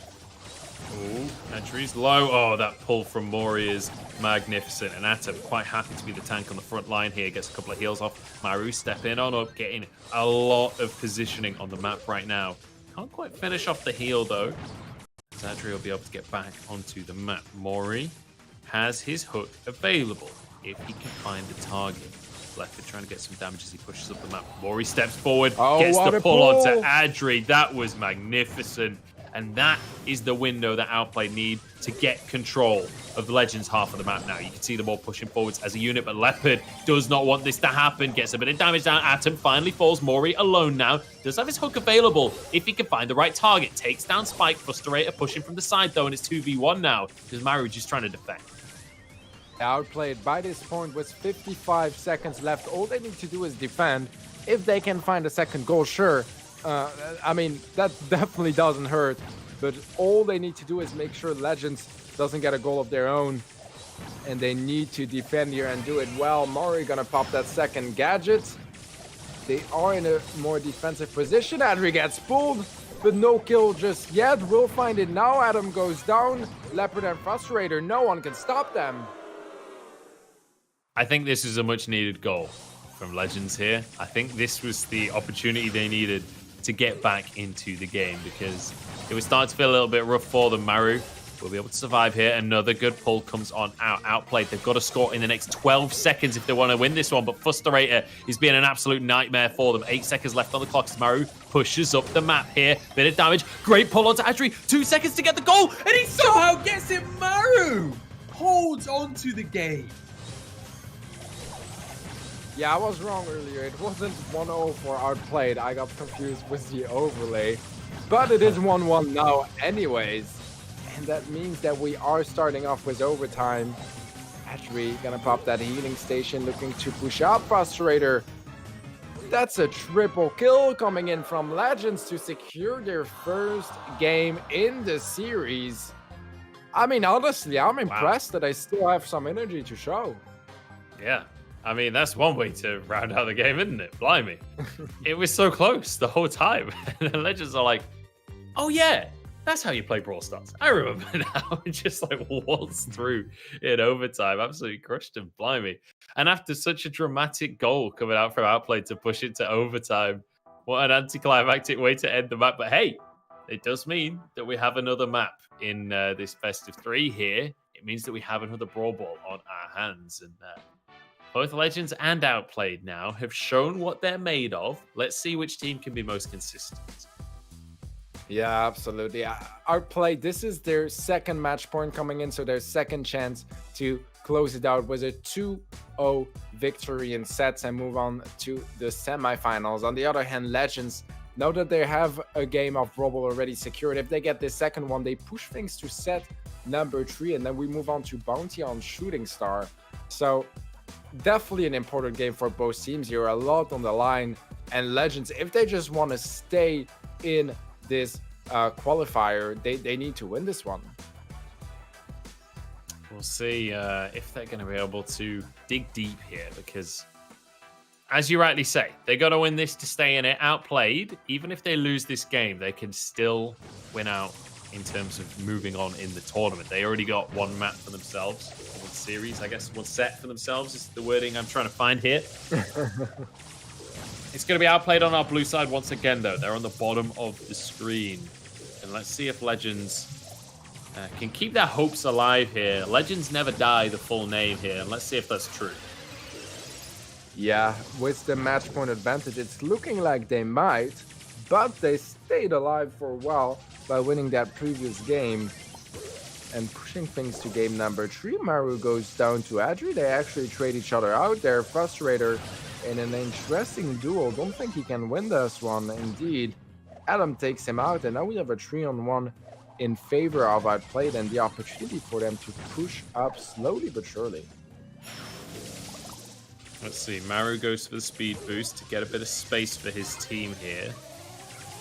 It's going to be that's going to be the B gadget used actually by Mori, but doesn't quite achieve as much as he would have wanted there. Ball going to be in control of Legends right now as they start to move back up the map a little bit. Mori struggling to actually find too much with this B pick. It's something that we've seen work one time today, just absolutely beautifully. And since then, we've not really seen it have the same effect. No, definitely. Even that gadget just not as impactful as we've seen previously played by Skyrix.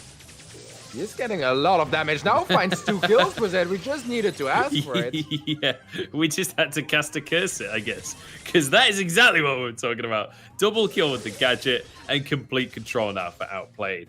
They've got everybody from Legends stuck in the base right now. Maru having to back away a little bit as Leopard moves out on the spike, trying to keep Atom out of the game. But Maru survived importantly for the side of Outplayed here. It's Mori keeping a forward position to be able to try and contest here. Goes for the gadget once again, gets Leopard, but is answered by Adri. Now it's Atom on the ball alongside Maru. We have a Pam and Max 2v2 happening right now. It's looking like Outplayed are winning that duel for now. We'll push them all the way back into their base. We are 5 seconds away from overtime, and this is going to be the defining moment for this match here. Can Outplayed find a goal?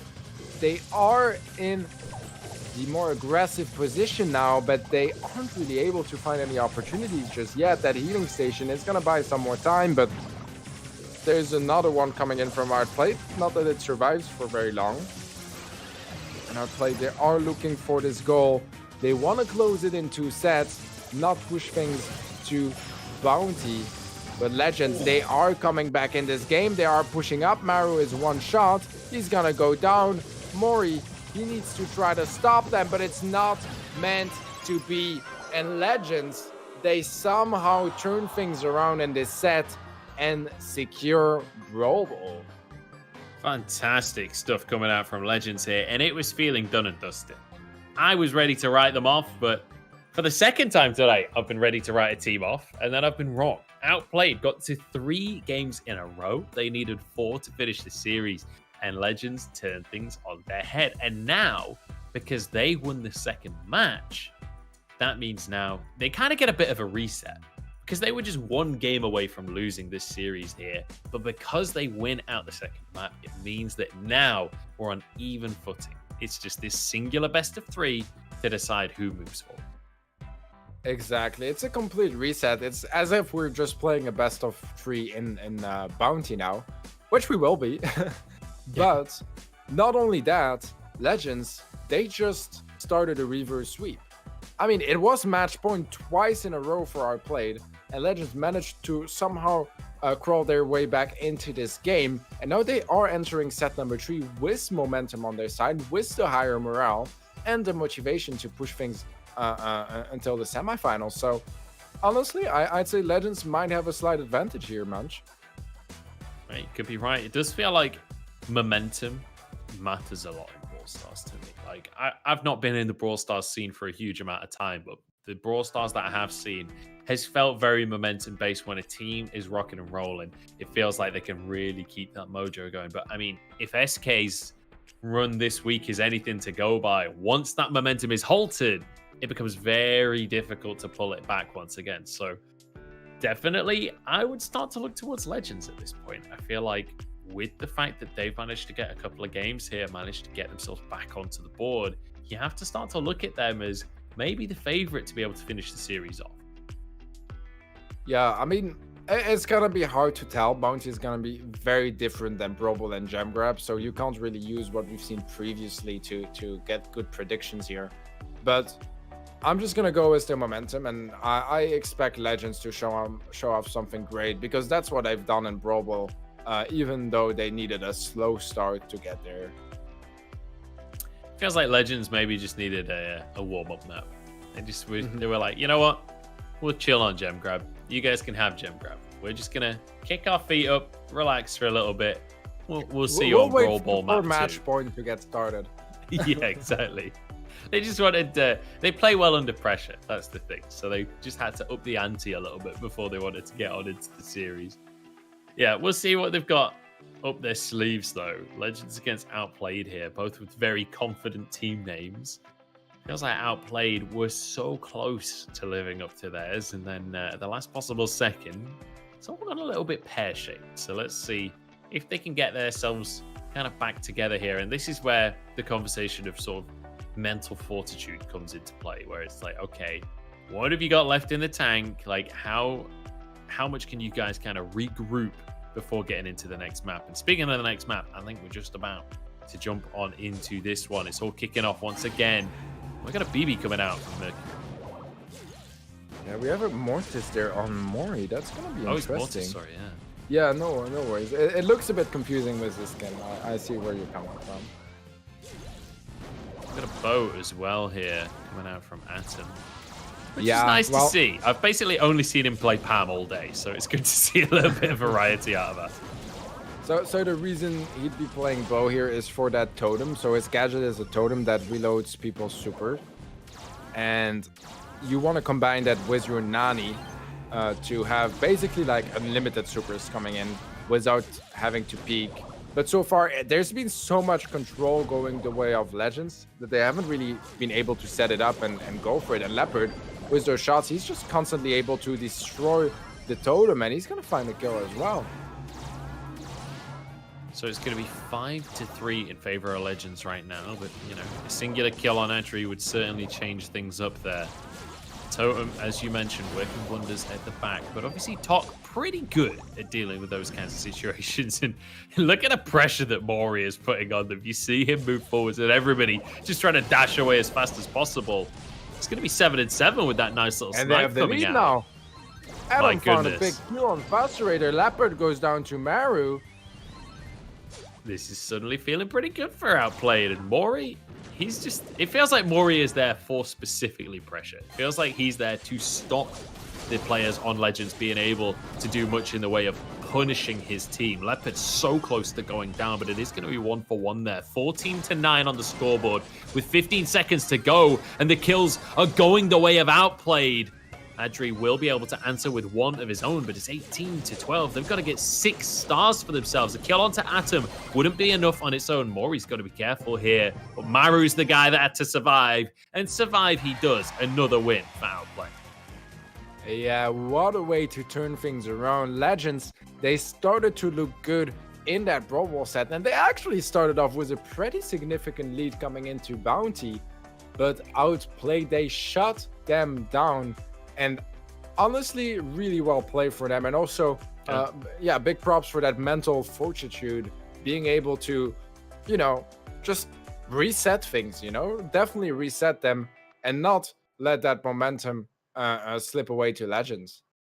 Yeah, I'm feeling like this is now a series where this is about who is the better team on the day. I don't feel like now that we've been back and forth both ways, I no longer feel like this is just a matter of momentum. This is now a matter of two teams that are pretty closely matched and Outplayed having a slight advantage so far. That's what the results of this series are screaming to us. But Legends are certainly not out of the running.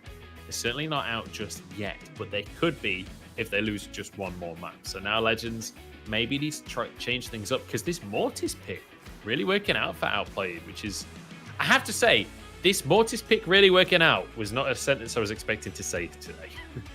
Yeah, I completely agree. I think that what was really fun here on Outplayed side of things is they went for a very specific risky comp, but it's the kind of comp that only works out if you play it perfectly. And that's what I did. I mean, the Mortis was popping off despite feeding a bit too much. But, you know, a Mortis against a Nani is definitely not easy to play. And they're going to go for the same comp again. And here's the thing. That's like a secret strat. Because Mortis, sure, he did die a reasonable amount. That has to be said. But also, if you die a lot in Bounty, you set up for a lot of stars to go over towards your allies as well, right? If you can feed a couple of the stars in. Leopard goes down, though. Mori, doing a good job here so far. I feel like a little bit better job than he did in game 1. Don't know about that one, though. Yeah, I think he wanted to stop the shot, but he didn't expect to get hit by the Piper right at the same time. So he didn't have enough health to tank it anymore.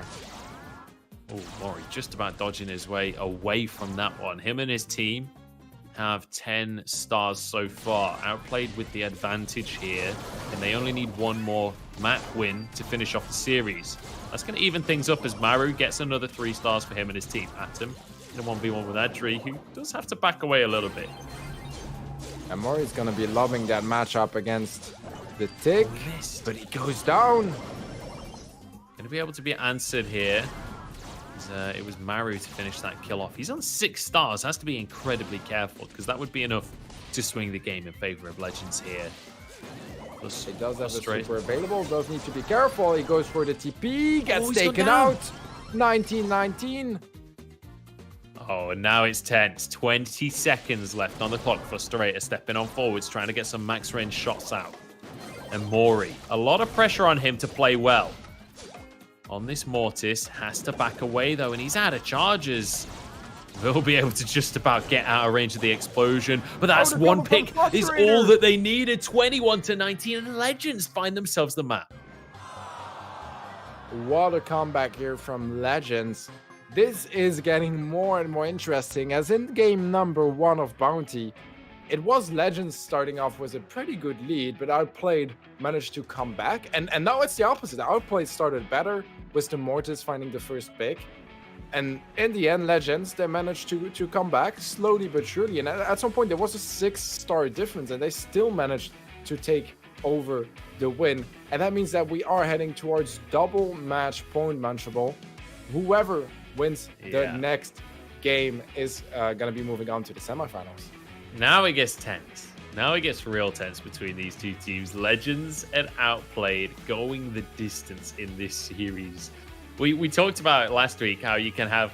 These series can go to 4 games or they can go to 9 games. We're not quite going to hit 9, but this is the 8-game mark for this series. And I'm hyped, Teddy, because it's not often that we've seen teams be this evenly matched. I feel like we had one series last week that was as close as this. Which was the Tribe semi-final against God Magic Purple. God Magic Purple. And this week, it feels like Legends versus Outplayed might be our closest series. This last game is going to decide it all. Mori will be able to grab that first star on this Mortis. And I like that they're sticking to their guns here. They like the compositions. They're saying this was an execution error. Yeah, I agree here. I think that the Tick does counter Nani a bit because Tick is really strong at destroying those totems from afar without taking any risks. And he's already destroyed 2, I believe. Maru might end up going down, but Adam is able to tank it instead. And now we have a super frustrator. He has nowhere to go, nowhere to run, and that's gonna be a 1-star lead now for Legends as they found the 2 first kills, but 1 went away of Outplay. Mari can't get the finish here. He's gonna have to fall back. Oh, but what a shot from Adam. Connects all 3 arrows on his target, securing a 1-star lead now for Outplayed. I love how Maru is basically just an ult bot in the back that's going to be able to find these snipes from ridiculous range. Frustrator just about survives the attempt from Mori here, as Atom is going to be able to kind of hold the middle ground for his team here. And I love that this strategy is... There's a very clear role for each and every player on this team the whole way around the map here. Atom pushing on forward. Frustrator in a whole heap of trouble. Goes down to Mori now. That's another kill. This one is feeling one-sided, Teddy. This one is not feeling close with 20 seconds left on the clock. No, it definitely isn't. That super could have made a difference, but there was a TP instead. Adri finds Adam. 9 stars difference here. I don't know where the Nani went. Oh, he died. He just died. Maru died. He was Only halfway 3 up the stars? map, I guess. 5 seconds left on the clock. They need 3 time. stars here. Mori is worth 4 right now. 1 second, but they can't get it. And it's outplayed. That managed to take this one. In the end, it could not have been closer, but outplayed. Managed to live up to their name. Yeah, this is gonna be outplayed moving on to the semifinals. Kind of a U-shaped game where they started off really strong in Jam Grab, very convincing. Then it looked much worse in Brawl Ball. And then in the end in Bounty, they managed to really come back together with a strong comp that seemed like they really prepared for it and knew what they were doing. Yeah, really, really nice stuff coming out from Outplayed. It did feel like an orchestrated victory on that final map. As you say, that composition that they were quite happy to stick to. Each of the players had a very clear individual role. And Mori as well. You kind of got to take your hat off to him. I would if I was wearing a hat. Yep. Because playing Mortis in a competitive environment is certainly not something that all players are comfortable doing. But I would say he had a reasonable performance on the Mortis. It wasn't perfect, obviously. There was a couple of situations where he got caught out. But that's kind of the nature of playing Mortis. Yeah, I really agree here because Mortis is really hard to play in competitive. You're going to get punished for everything you do. Whether it's a mistake or not, you are going to take damage. You are going to have to run a long time before you get up close against someone. So it's really hard to play. And he played it at such a high level of play, getting the right pushes. Even sometimes he would go down without finding any value. But on the side, that would be enough of a distraction to keep that totem running and give the super to the Nani to find a trade. So honestly, exceptional player from Mario on the Mortis in Bounty. Yeah, beautiful stuff coming out here. And it means that Outplayed managed to finish off the series in style. And what a series, Teddy. Like, you can't really ask for more of a Brawl Stars series. And this is at least one of, if not the best series that we've seen in EU BrawlMasters so far. I feel like Tribe versus Co-Magic Purple maybe just about tops it, but realistically, they're both within the same category there. So really fantastic play from both of the teams. I'm gutted that they can't both move forward in the tournament, but you know, the rules are the rules. Let's take a look at our bracket as we close out that series and see where we stand, as it is going to be Outplayed and S2V moving into the semi-finals. Tribe have managed to beat out Humble as well. And we've got MKers versus Outsiders is our last matchup that's still remaining in the quarterfinals. So we'll have to see. They're in set 3 right now, apparently. So that will be finishing fairly shortly, and we'll see what our semi-final matches are. But so far, this has been a pretty exciting bracket, Teddy. It's been very different, that's for sure. I think in the semifinals, the only team that was there last week is Tribe. Otherwise, was it Russian Elite in the semifinals, Tribe, Code Magic, and... I want to say it was Russian Elite against SK. I think it was SK, yeah. And SK isn't there, Russian Elite isn't there, Code Magic isn't there. It's only Tribe. Yeah. Crazy stuff. Honestly, the difference between week 1 and week 2 is pretty dramatic. So I'm excited. This is a good thing in the EU scene to see so many different teams playing on a high level. And the question is, can Tribe maintain that consistency and make it to the final once more? We are warming up to get on into a little bit of a break for ourselves, but then we're going to jump into the semi-finals, Teddy. We are only going to have 3 more series on the stream tonight, both of our semi-finals, and then we'll be jumping into the grand final for tonight. I cannot wait to see who's going to finish off our second qualifier here and whether Tribe can live up to their own reputation that they built for themselves over the last few months. We'll have to wait and see right after this.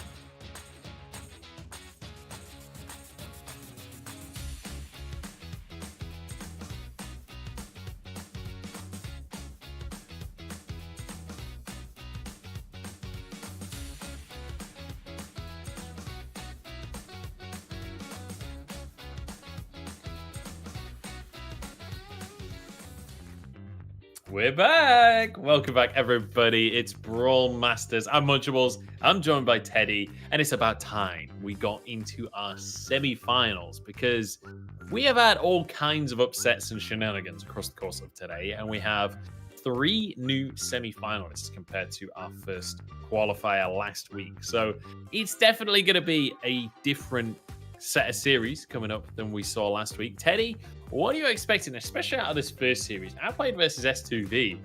I feel like I don't really know quite what to expect out of the 2 squads.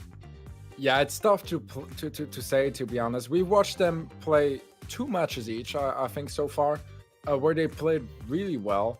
Outplayed, showing a bit of struggle towards the end, but still managed to close out their match. And S2V, they reverse swept SK Gaming. So this is going to be an exciting one, where on one end we had a team that had to beat a very tough opponent to get here.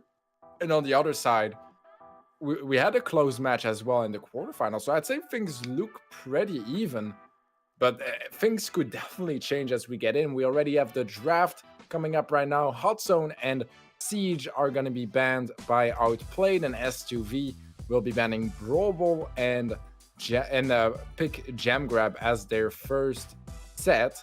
We'll be waiting for the first map and the next set to come up any second now. Yeah, I have to say, it's not often that we see Brawl Ball banned away, is it? Because I feel like Brawl Ball, generally speaking, is like a community favorite. Most teams are pretty happy to play Brawl Ball. I'm excited to see Gem Grab first. I feel like Gem Grab is always pretty good. But I am curious what else will be our second map, because obviously the first 2 maps, or I say map, the second game mode, the first 2 game modes we are guaranteed to see regardless of the results. So it's going to be an interesting one for sure. We'll see what Outplayed, which map they want to pick up for themselves. It is going to be that merch fort once again.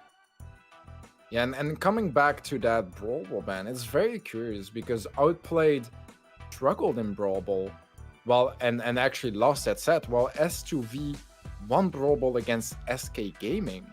So I'm not entirely sure if that was the best way to go. One thing I will say, though, is S2V's wins in Brawl Ball were not exactly convincing, were they? They were like, we'll just about manage to get a goal, and then we'll just hold on for the whole time, is basically the strategy they were employing. So maybe that was just like, maybe they feel they got a little bit lucky against SK, and I don't really want to repeat that once again. This is going to be Outplayed picking Bounty here as the second game. Yeah, and I think this might be the first time in Brawl Masters EU history where we have Bounty and Heist in the same set, at least in the matches on stream. That's definitely gonna be interesting, as it adds a whole new level of variety we haven't really had so far. We've seen a lot of Siege, Brawl Ball, and Gem Grab, some Bounty once in a while, some Heist once in a while, but Bounty and Heist together is definitely gonna switch things up. Yeah, a lot of potential for long-range play here. Excel going to be our Bounty map, and then GG Mortuary as our Heist map. If we do get to 3 maps, we'll have to wait and see on that one. And now just the Brawler bans. Brawler ban is a surprisingly difficult 2 words to say. We'll see what the 2 teams are going to try and remove from the board, whether it's going to be more Gene bans once again, because we've seen Gene banned quite a lot across the course of today. Yeah, I think a Gene ban would not be too surprising.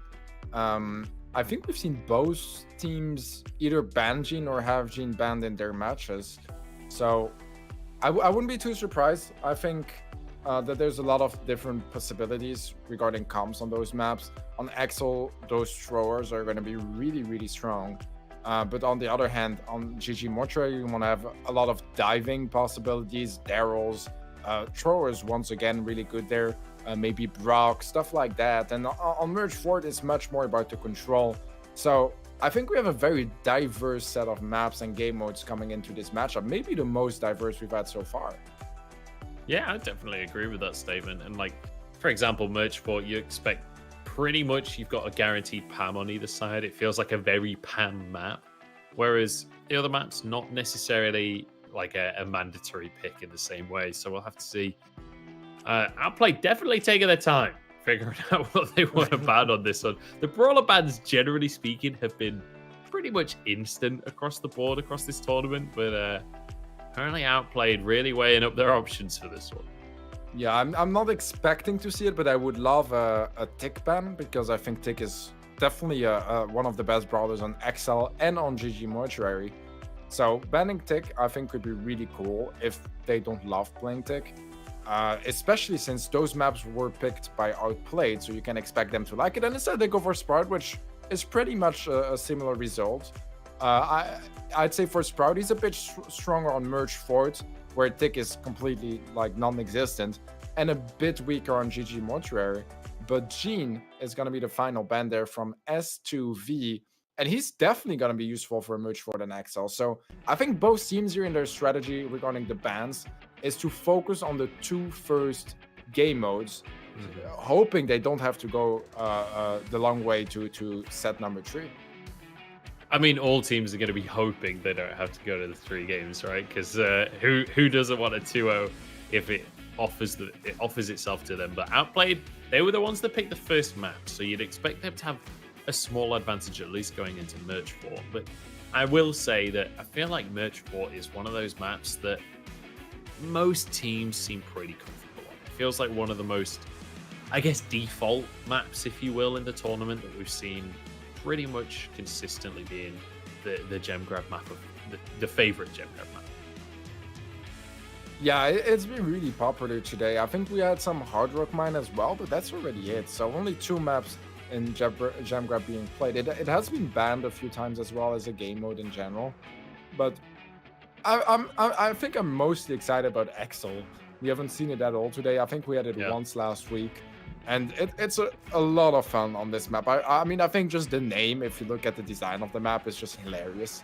Because it looks like you know, the software like a spreadsheet, yeah. Exactly. So I think that's so fun. I really think that's so fun. And I love throwers. I think they're a lot of fun to watch as well and to play. So I'm looking forward for that. And I mean, I'm always scared of GG Mortuary because it's a very scary map. It looks scary, it plays scary.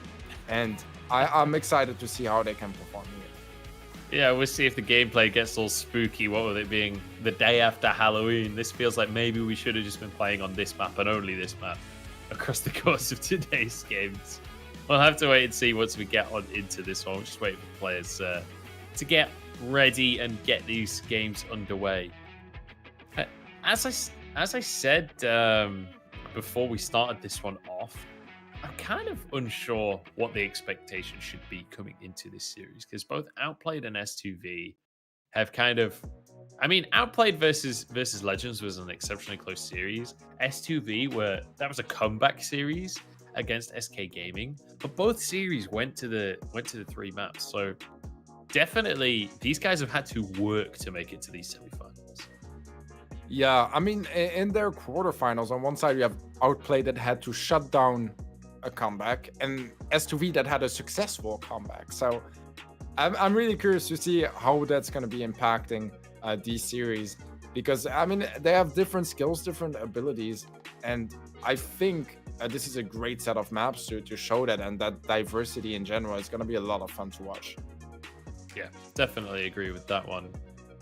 So we're just gonna be chilling for a minute, guys. So hey everyone in chat, hope you're all doing all right. Apparently the players need a moment. Let's take a look at our bracket though. Let's see how we got here, because in case you missed it so far today, shenanigans have been afoot, haven't they, Teddy? Because we've only got one of the teams in the semi-finals out of the 4 that made it last week. So it's definitely a different look to what I think most people would have been expecting coming into the second qualifier here. And I mean, just look at those quarterfinal matches. 3 out of the 4 quarterfinals went to the full 3 maps. That's kind of crazy. Yeah, much closer than last time. And 2 of those teams didn't make it to the top 8 last time. So that means that they will have their first points this week. And that's definitely a good change. I'm loving that extra diversity in the points, and not just being the same 8 teams dominating. And I mean, we've seen it for sure. We've had some upsets last time. We've had upsets this time as well, as SK, for instance, lost against S2V. So I think everything is on the table tonight. I definitely do. And makers as well, winning against outsiders is really big for them because that means they aren't going to be playing the next semifinal against Tribe. And I mean, that's going to be an interesting one as well. Tribe, even though they weren't the highest seeded last time, this time they are once again making it to the semifinals. And maybe they will be the first team in the Brawl Masters to make 2 finals in a row. It's very possible, and they are the first seed coming into the tournament, but I do quickly want to mention the seeding here, because when you look at the left-hand semi-final, it's first seed versus 4th seed. Pretty reasonable semi-final seeding, right? When you look at the right-hand semi-final, we got 31st seed against 22nd seed. This is not the way that seeding is meant to go here. You can see the journeys these teams have made. S2V, they beat the 6th seed, and then they beat the 3rd seed to make it to the semi-finals. And Outplayed as well. They beat the 7th seed in the quarterfinals, and granted, they beat 18th in the round of 16, but you don't have to have the hardest possible path. That isn't actually the rule. S2V just did that for style points. So going into the final, we inevitably have a David versus Goliath story for whichever team wins these semifinals. I'm just excited to see if they can keep the ball rolling, because so far, Teddy, it feels like we're going to have a different Russian elite underdog story every single weekend. Yeah, I completely agree with your statement here. I think that an open tournament is the opportunity for anyone to pop off and have an exceptional performance and get into esports, because anyone can register. So after the tournament today, you can register yourself with your team if you want to play in the Brawl Masters qualifiers number 3 next week. And maybe you could be one of those teams that makes it to the quarterfinals, semifinals, or maybe all the way up to the finals. Nothing is stopping you, right? And even if you make it out of the tournament really early on, it's still a lot of like fun and a good experience playing against some of the top teams potentially, even if that means getting swept. So I really like the opportunity for everyone. Yeah, absolutely. And maybe you can make these upsets happen, because let's be honest, there's money on the line. You don't have to finish first in the tournament to get some of that money either. You don't have to be the very best of the best. But we've seen some lower seed teams really perform over the course of these tournaments. So fingers crossed we can see some more of those shenanigans today. And if you guys enter, if you're and ahhing trying to decide whether or not to get involved, get your mates together. You don't have to compete at the highest level to be able to enter. These are open qualifiers. So if you just want to get involved and try your hand at it, get involved. Sign up. Head over to the Discord. That's going to be where you can sign up. So make sure you get involved, and you've got a chance of getting some prize money. You've got a chance of getting the all-important points to try and make it towards playoffs. So we'll see which of the teams are going to be the ones grabbing those most important points this week. Because if it's Tribe again, if Tribe get first place a second time here, they're going to be laughing. They'll be on 30 points already. And at that point, well, they're all but guaranteed to make it to playoffs. Exactly, especially since no one else in the top 8 has been doing super well this time. So not only do they have still the chance of getting 15 points, they might be one of the only teams in the top 8 to get any points.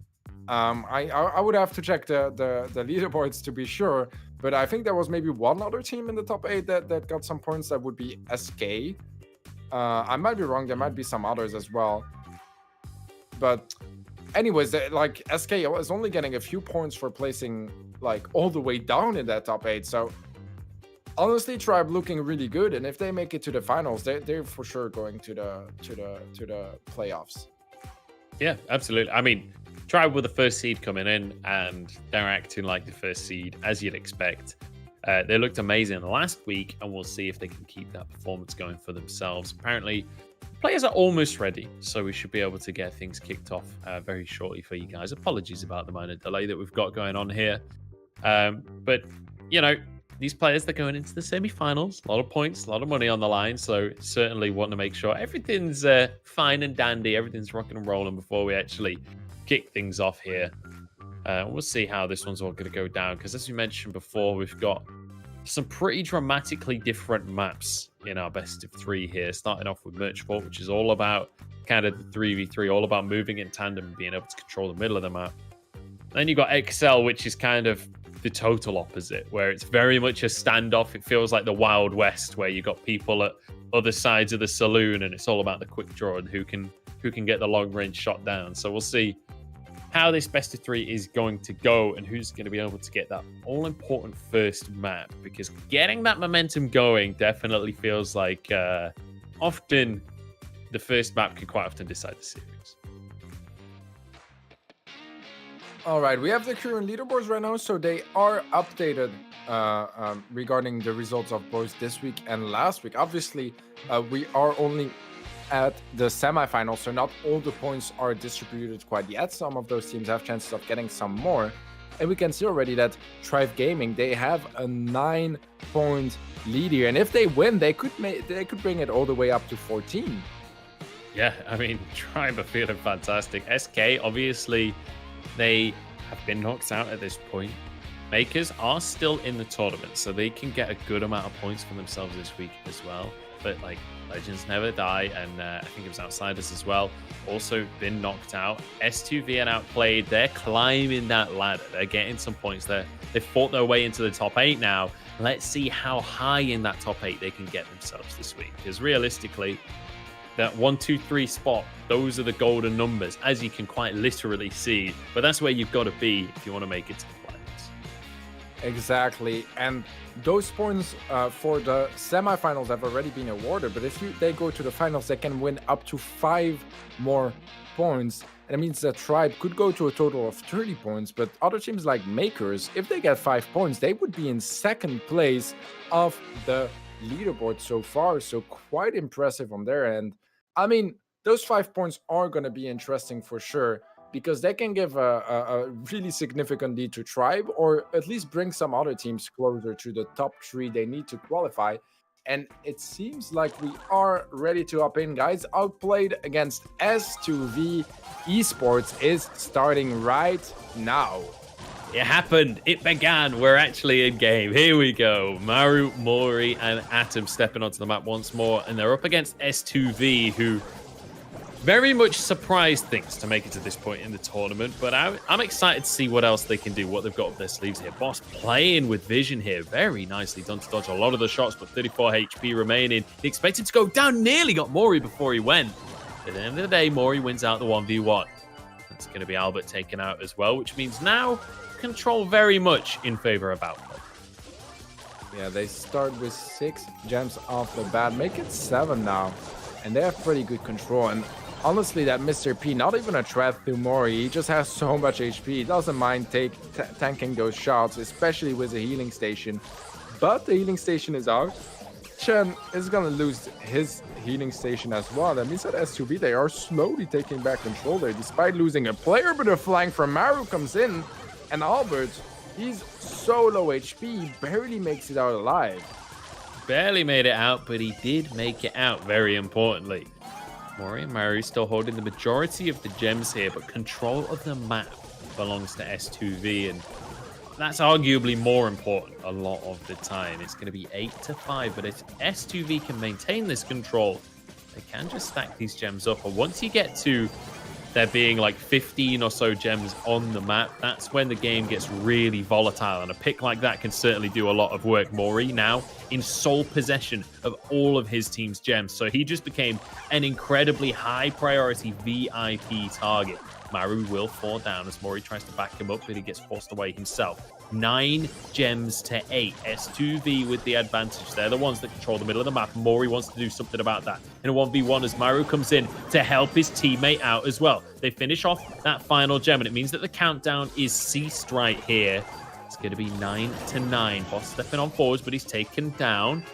There we go. 10 gems now for Mori as he tries to back away, tries to survive with the push coming on through from the side of S2V. They're trying to shut him down, but they're just not able to. Mori has been completely invincible this entire game, but he's pulled on in. Can they finish off the kill? A little bit more damage is needed, but he survives. He's on his heel, and he's got himself the win by the looks of things. 17 gems in favor of Outplayed. With 10 seconds on the clock, this is looking like it's dead. Yeah, 5 seconds left now. The final push from S2V to interrupt that countdown. Adam low HP, but makes it out alive and outplayed. Despite a bit of a sloppy moment towards the middle of that first game, they managed to close it out anyways, and they take game number 1 against S2V. Yeah, really, really nicely done by Outplayed. And now it's tense. We saw, what was it, 9 versus 9 gems for a good while in the middle of that round, but I wasn't sure if it was all about to explode. It felt like they were on the verge of a giant fight to end the game pretty much the entire round. It was definitely a close one, but S2V falling short towards the end of that one. And we'll see if Outplayed can keep that momentum going that we've been talking about all day. And whether S2V are going to change tact coming into the next one. That's one of the things that I'm always really interested in, is whether we see a bit of a strategy change coming out after that map loss. Yeah, well, Brawl Stars has a bit of a gambling element in the sense that with the blind pick, you can change brawlers and your enemies, they won't know. They can predict it, they can guess it, but they can't know what you're going to be playing. All they know is that the banned brawlers won't be played. So that really leaves an element to trying to like outbrain your opponents and just out-comp them, out-pick them. And that's been something really important in the game, especially with stuff like Poker Double Tank being a thing and giving that opportunity of surprise. Look at the damage coming out from the B gadget. If you stand at just the right spot, you can guarantee it's going to hit just behind that wall. Really nicely done there to start things off. And S2V with an advantage once more, but it's Maru in the middle of the map right here. And while the health bars were low, Outplayed have survived enough. I say that. Albert is going to prove me wrong there. Takes 2 of them out. Yeah, that B gadget is insanely strong. The further the shot go away from her body, the more damage they deal, up to 1,000 per shot. And with multiple beehives flying around, it's just so much damage, so much pressure, and it's hard to dodge as well.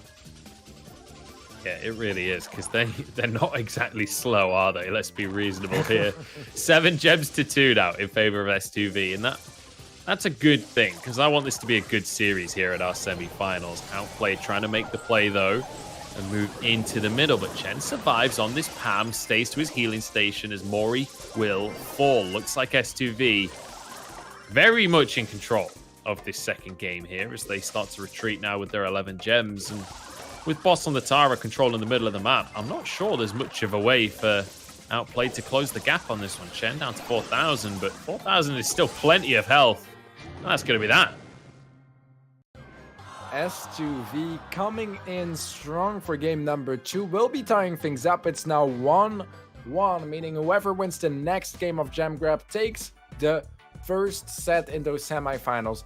And honestly, I'm very happy with S2V's performance here. They played it much more clean, much more by the book, not taking too many risks, and utilizing that B gadget wonderfully, as we've seen in some previous matches as well. So I think they played this very excellent. They went for some picks together as a team, didn't take unnecessary risks, and in the end, they had every single gem on the map.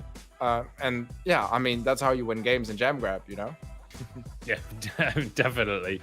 And I will say, I like that they were quite liberal with their use of the B gadget as well, because when I saw them use it immediately as soon as they got onto the map, and then they used it pretty much straight away again, I was like, okay, that's great. You've got a couple of kills there, but now you've only got one of it left. Like, you don't have unlimited uses available here.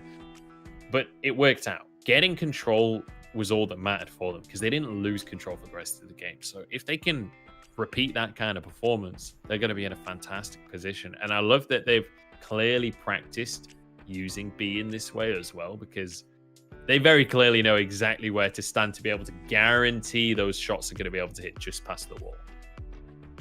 Yeah, and I mean, that's the exciting thing with Brawl Stars as well. It is a game that's still constantly in development with updates every month. New stuff coming, new brawlers, new gadgets, new game modes, new maps, new star powers, whatever not. And that brings just so many new elements of gameplay and balance changes coming all the time. And that means that the players not only they need to be good mechanically and strategically, they also need to keep up with the meta constantly if they want to stay on the top. Yeah, they absolutely do. So really, really good to see S2V very much on top of the meta, very much on top of how the game is being played right now. We should be ready to jump into the third map very shortly here, and we'll see what Outplayed have to say about it, because they were the ones that started things off strong. And it does feel like Gem Grab is one of those game modes that can be pretty back and forth, right? Where sometimes it's going to be over just straight away one team controls the whole thing, but one good push can completely thwart an entire game's work for a team, because if you can finish the gem carrier, it's as simple as that when it comes to taking a team out. So let's see as we get onto the third map here, Teddy, with S2V on the red side once more. Yeah, Mori gonna be playing the middle with a Mr. P. Mr. P, good counter against B because of his, lower damage but harder shots to avoid. And B, with her low HP, just doesn't do too well against it. But so far, S2V, they have control. They have every single gem on the map. Maru ends up going down, and Mori is going to try to pick up some of the pieces, but he can't really connect too many shots, meaning Chen heals up to almost full HP, has a healing station available as well, and Boss is going to binge Adam to give the man advantage once again in favor of Outplayed. Yeah, not a great start for Outplayed, and this Mr. P not really doing as much as they would have liked here. And so now it's down to Outplayed to get themselves back onto the map. It's going to be 1-for-1 as Maru does manage to find himself a pick onto Chen. But Albert still with 5 gems in his pocket. He's feeling pretty confident right now. Although I will say he did just go down. So maybe I spoke a little too soon. Maru stepping forward does have his super available if he wants to try and make a play. And Maru gonna go for the pull. He's gonna find a kill on Chen Hao as well. Meaning now they have better middle control. Boss is low HP as well, but he's not gonna go down just yet. Mori is gonna place an aggressive home base to make sure that tanks for the shots and he doesn't feed that super nor to charge shot. Boss with the pull gets all 3, but Adam slips out, finds the kill, and that's gonna save the life of his teammates. Oh, that's so sad, because that was a 3-man pull, but there wasn't any follow-up available for his team. Couldn't get the kills. 128 HP escape there from the B player. And we're finding ourselves in a very tense situation here, Teddy, where we've got 8 gems against 8. Boss is going to go down. The gems are on the floor, and that's enough for Outplayed now to get themselves onto the countdown. 14 seconds on the clock, and we'll see what on earth S2V can do about it, because they don't have that many supers to work with right here. The pull comes out. Albert pushing through into the middle of the map. To stop it. They can't pick up the gems. So the close. Gems got dropped on the right side. The 2 gems they needed to pick up, but Boss went down as well, so he couldn't pick them up, and no one was close enough to cancel the countdown. That could have been it. To interrupt and have middle control as well, but it just barely didn't work out. And Outplayed, they barely managed to take that set, and that means that we are going to Bounty on Excel next. And one play I want to talk about real quick in this game was that triple pull. That was magnificent, but on the other hand, you had Adam that anticipated it and moved slightly more forward, so that the wall would block him from getting into the center of the pull, so he wouldn't he wouldn't take damage, wouldn't get interrupted, and he was able to take down the Tara and make sure she couldn't kill his teammates. That was the play of the game for sure. Yeah, really, really beautiful stuff coming out, and Outplayed are going to be able to win out the map in the end. So 1-0 now on the scoreboard when it comes to the match, and we move on to Bounty, which is a dramatically different game mode to Gem Grab. Gem Grab, quite often you'll see people just running interference, quite happy to die if they can get some good harass and some good damage down and reduce pressure on the rest of the team. Bounty, you don't really get to do that. You can't really just throw away stars like that. So now we have to see a very different tact coming in from both of our teams. Yeah, I mean, the only way you can see this in Bounty is what we saw earlier with Mari really being such a distraction. And even though he was definitely feeding, his teammates were carrying more, and they were only able to carry because of the space he was creating. But that's very unique. Like, that's one match out of 1,000 in Bounty. So I don't think that's what we're gonna be seeing here. So I completely agree with you. And honestly, I'm expecting some Tick for sure. Maybe some Brock. I'm not sure what they will go for the last brawler. I know that Bull was very popular on this map, last week and then the previous few weeks. But honestly, I haven't seen him much in competitive this week, so I'm just looking forward to see what kind of creative picks they can provide us. Yeah, we're gonna have to wait and see. And it does feel like both of these teams have been pretty creative with their strategies across the course of today. Both of them have outdone themselves to be where they are in the tournament. So I'm excited to see if they can continue that, if they can keep that ball rolling as we move into Bounty, and what kind of strategies they will have for themselves. Obviously, as you rightly said, we're on a different map to what we saw from Outplayed earlier on today, when they did bring out the Mortis composition that was kind of, a very different tact, a very different strategy for playing the Bounty. Now we're going to be jumping onto XL, so dramatically different style of map. You definitely can't get away with it in the same way. All right, let's get into it. We have a Jack here. Interesting. I mean, she's definitely not a bad pick, but it's going to be hard to get up close. Albert gets pinched down. Boss is next to get taken out. Mori goes for the dash, doesn't get taken out, and Shen is going to go out instead. Outplayed. They start off with a 5-star lead and 3 quick and early kills. I like it. This is the kind of aggression that I like to see. And also, each individual player getting a kill for themselves, so no one super valuable player. And look at this, the health bar's already really low. Mr. P throwing out the briefcases, and he's getting some business done right here. Nice couple more kills, and 10-1 for Outplayed already. Mori still happy to be aggressive. He's not on the Mortis, but he's still going to play like it on this Max. Beautiful stuff. 5 stars on him and the speed boost to get out. This is a brutal start. S2V don't know what to do. Yeah, 11 stars lead now. It's looking really good for Outplayed. They don't need anything more but to make sure they don't lose too many players. And Mori, he is taking some risks. He might end up going down. He does have a super, but he's not able to do much with it. Yeah. That was so tense. He managed to survive a good old while there, but we'll go down eventually. But you know what? That's okay. He just wants to reset his stars so he can get in the enemy faces once again. Chen Hao can't really move forward. He's trying to buy space for the rest of his team, but every time he steps up, he just gets absolutely shredded. And Mori is doing so much work on this front line, denying any kind of presence from the rest of S2V. Yeah, I honestly think that Outplayed, they just outcomped S2V here. They had a very good response to those picks from S2V, and they managed to play around them wonderfully, not even giving them a chance to breathe here. Really, really beautiful stuff coming out from Outplayed. You could say that they outplayed them. That would be one way of describing it here. But yeah, Mori is quickly becoming one of my favorite players. Bringing out the Mortis, going for the Max while everyone else is playing long range and, being that nuisance. But also, it's not just about the picks, it's about the way that he's playing. Like, that was some bold Max play. With, I think it was 7 stars.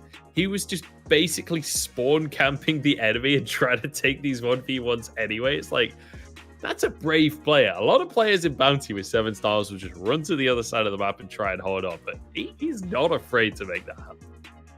Yeah, I really love those picks. I mean, Max is not bad on this map, but it's not a brawler you expect too much. And on the one hand, you had S2V bringing in a slow classic comp with the Brock, with the Tick, which really builds up over time, getting those supers, getting that control. And on the other hand, you had Outplayed with an extremely fast comp that was just pushing forward. They went through the control area from S2V and they had nothing they could do against it.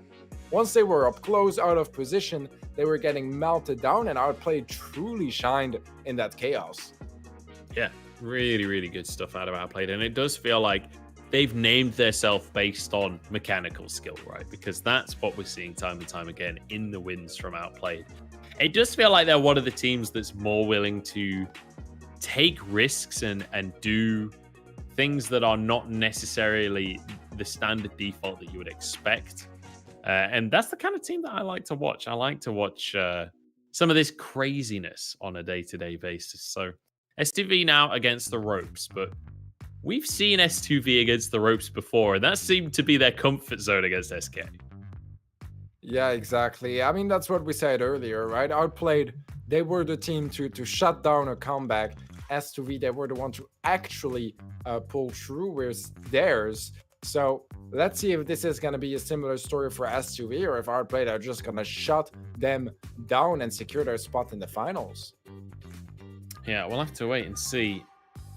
As we're just waiting for the players to kick off the game again. I feel like some of these players are having a couple of connection issues potentially, or something along those lines, because some of the time between the games here. But looks like this one is kicking off once again here, as we'll jump on into the map. And once again, Outplayed going to be on the bottom of your screen. They'll be the blue team here. S2V not changing up too much. Actually, I say that they are going to bring out the max this time for themselves. Yeah, the first star goes away off Outplayed. Good kill from Adam, finds Chen, but gets traded out, and that means 3-3, but Maru is quick on the trigger to find a kill of his own, and Outplayed, they have the lead now. But we can see from the comps from S2V, they are adapting to that playstyle from Outplayed, and they're a bit more ready for it. I feel like this Mr. P pick is really, like, kind of underrated. I don't know if it's actually underrated, but like the fact that S2V aren't playing this when you can shoot past the cover feels like so valuable on specifically this map, because of the way that you have to keep ducking in and out of cover. If Mr. P and someone else are both shooting at the same person, it's basically impossible to avoid the damage. Yeah, absolutely. I agree. I think Mr. P is a really strong brawler. His problem is just he's a bit underwhelming stats-wise. His damage isn't really that significant that a lot of people, like, he's so annoying to play against. Really so annoying. But on the other hand, he doesn't really deal much damage when he hits you, unless you're like a very squishy brawler. So that's a bit why he's not so popular at the moment. It's working out for Atom here. 7-8 though, and it's S2V that are in control as of right now. Chen Hao having to back away a little bit. He's going to be on the max this time around. Just out of range of some of the shots here. As Mori steps on forward once again. 15 seconds on the clock. And right now it's S2V that are in control of the game. 10 seconds and they've just got to hold on. But a singular kill can turn this one completely on its head. It goes the way of S2V as they get 2 for themselves. And Mori realizes this one's done and dusted. We're going to 3. Whoa, S2V somehow coming back here. I did not see that coming, to be honest. And that means that now we are all tied up in this set. But keep in mind, guys, Outplayed, they won set number 1, so it is still match point for them. And S2V, they have a bit more space to breathe, but they definitely want to win this next one to push things to heist. Yeah, we'll see if S2V have enough in the tank. But let's remember, S2V, they pushed that first map to 3 games. Unfortunately, couldn't quite finish it off. They've pushed now the second map towards 3 games. Do they have what it takes to finish Outplayed off properly? Can they take a full map away from them? Because if not, then that will be Outplayed moving forward to the finals. But both S2V and Outplayed, they have done upset after upset to get to this point in the tournament. It would be such a shame for either team if this ends in just 2 maps. I'm hoping personally now that S2V can finish this one off and push us to highs, just so we get to see these 2 teams go the full distance. Yeah, I mean, they have the opportunity for sure, right? This is what they did in their previous match, where they managed to come back despite starting off very slow and being down match point. They still came back and took the win. So if anyone can do a comeback, it's gonna be S2V. But Outplayed, they are known for shutting comebacks at this point. So honestly, I'm just excited to getting into that next game and see what is gonna happen, because this has been a heated match already. Yeah, we'll have to see once we can get this next game underway. And I will say, Outplayed at S2V, they love to take a bit of time in between the games because waiting for them to start the maps up, I feel like we've been talking about these two teams for a long old while at this point. But we'll see when they finally do get this game underway, if they're going to change things up. Obviously, it's going to still be on the same map. Nothing significant going to be changing here. It looks like they're just getting this game sorted, and they should be able to get this one off very shortly, as we are looking to jump on into the map here. So, Outplayed right now on match point. If they can win this map, they're going to be able to finish off the series and move on into the finals. They're looking towards trying to get those 15 points and make their way to playoffs. Here we go. We have a 1-star lead once again for Outplayed. They found the first star for the last 2 games. Let's see if they can close this one out. We have no changes in the comps for either teams here. They are comfortable with those picks. Adam gonna try to find some shots onto Albert. Will connect one, but not finding too much value just yet. But on the right lane, Mari is dealing tons of damage. Boss is low HP, gets taken out and are Outplayed. They find kill number 1. So fairly slow start to the game, but Maru is the one to get things rolling for the rest of his team, doing a lot of damage on this Rico. Having to back away though, as the speed boost came out from Chen Hao to try and push the enemy back, and it did push him back, but they couldn't actually finish anybody off here. Albert going to be on the Brock, forced away by the little penguin. Now a good bit of damage out of Maru once again. And let's see what S2V have up their sleeves to answer this one. Ball's gonna go for a shot there. Adam gets taken pretty low HP. Mori trying to push up and find some valuable stars, but it's not working out just yet. Boss gets taken out. Mori is next. And now suddenly, with that super from Albert, S2V, they have a 1-star lead. Beautiful stuff coming out from S2V here, and there's only 15 seconds on the clock. So it's all on to Outplayed now to turn things around, but that kill is going to make things oh so difficult. A 3-star advantage now, make that almost more, as Chen Hao just about dashes away with his life. 3 seconds on the clock, and it looks like they might have done it. S2V, they grabbed themselves this first win. How do they do this? It's unbelievable from S2V. Second game in a row where they are down match point, and they are like they weren't winning. They didn't have the advantage. They were behind a few stars and they still managed to come back. That's absolutely impressive from S2V. And now things are tied up. No more advantage for Outplayed. We are moving on to set number 3. We get that reset, and Heist is gonna be the finish on GG Mortuary. Yeah, so this one is going to be something. This one's going to be an interesting one, because I feel like GG Mortuary, one of the maps where you can definitely get a bit creative with the compositions that you can bring to the table. But Heist is one of those game modes that across the course of today, we've seen some teams are very clearly better at than others. And I feel like it was S2V that tried to go for the base race against SK, and it just went so horribly wrong for them. They got absolutely crushed by SK on specifically Heist. It was a different map, but I'm hoping that they learned from that experience and we see a better Heist showing from them here against Outplay. Yeah, I mean, this is now the chance for S2V to get that comeback they were hoping for. But Outplayed, I mean, they are going to be pissed about this, because all 3 games of Bounty, they had a significant lead, and 2 of them they managed to let slip through to S2V. So they are going to be mad about this. The real question is, can they turn this in like something positive for their gameplay, or is it just going to frustrate them and disable them from playing their game? So this is going to be an intense final set, that's for sure. It better be. It better be, Teddy. I'm going to be very disappointed if it's not at this point after how close this series has been between these two teams. This has been a good semi-final. We've had some really good series across the course of today. I'm just hoping that it can continue in that way. And whether we see the same thing on the other side of the bracket is a whole different question as well. Outplayed against S2V here as we're moving on towards Heist. And we'll see if any more kind of crazy strategies come on out from our two teams. I believe the bans were Colette and Jean, if I'm not mistaken. So those will be... I think Sprout and Jean.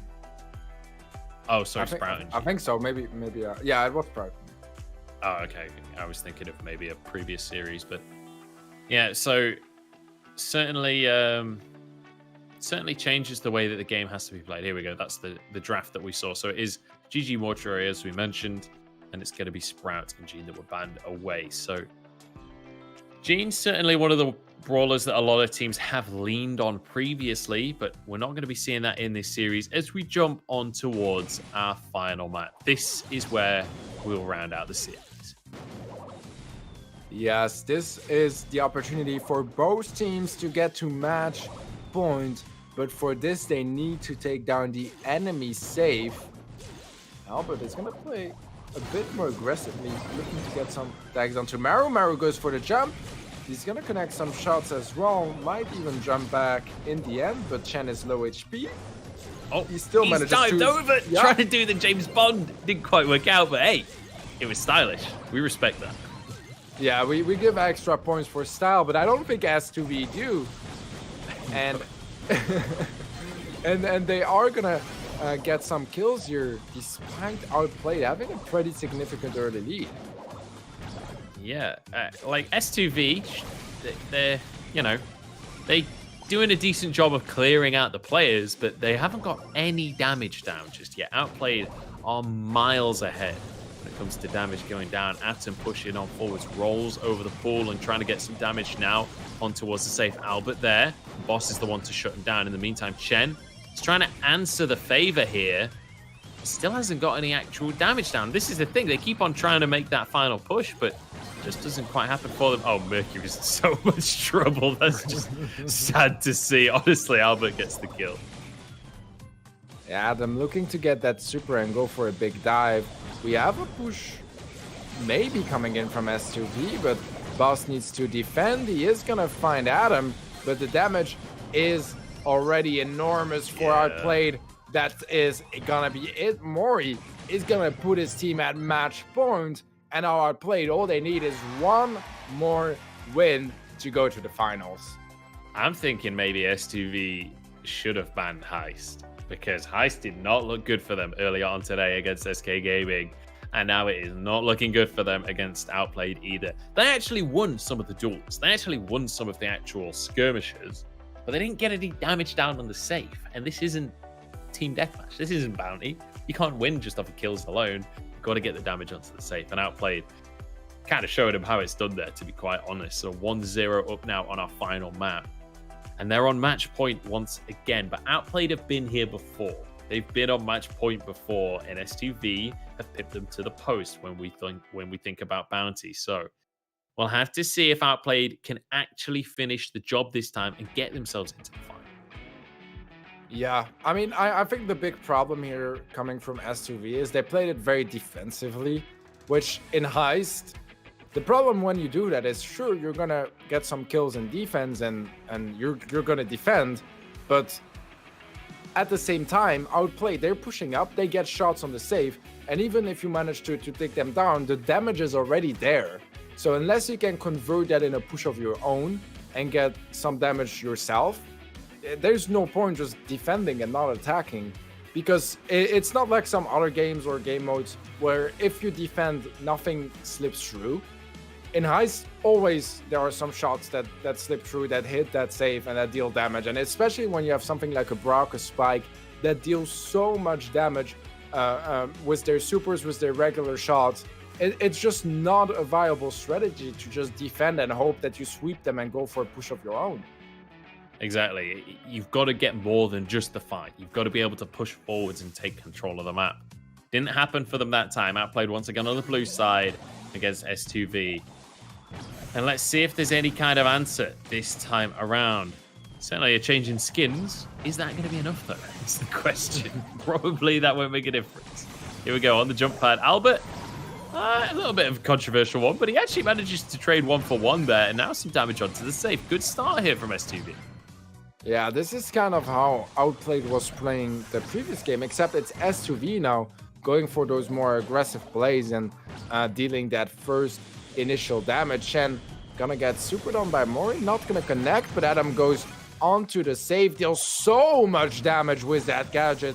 That is a lot of damage. Chen gonna get slowed down. That's gonna buy some more time as well for his teammates to respawn. And Outplayed, they have a 24% lead. They are 53% away from the finals.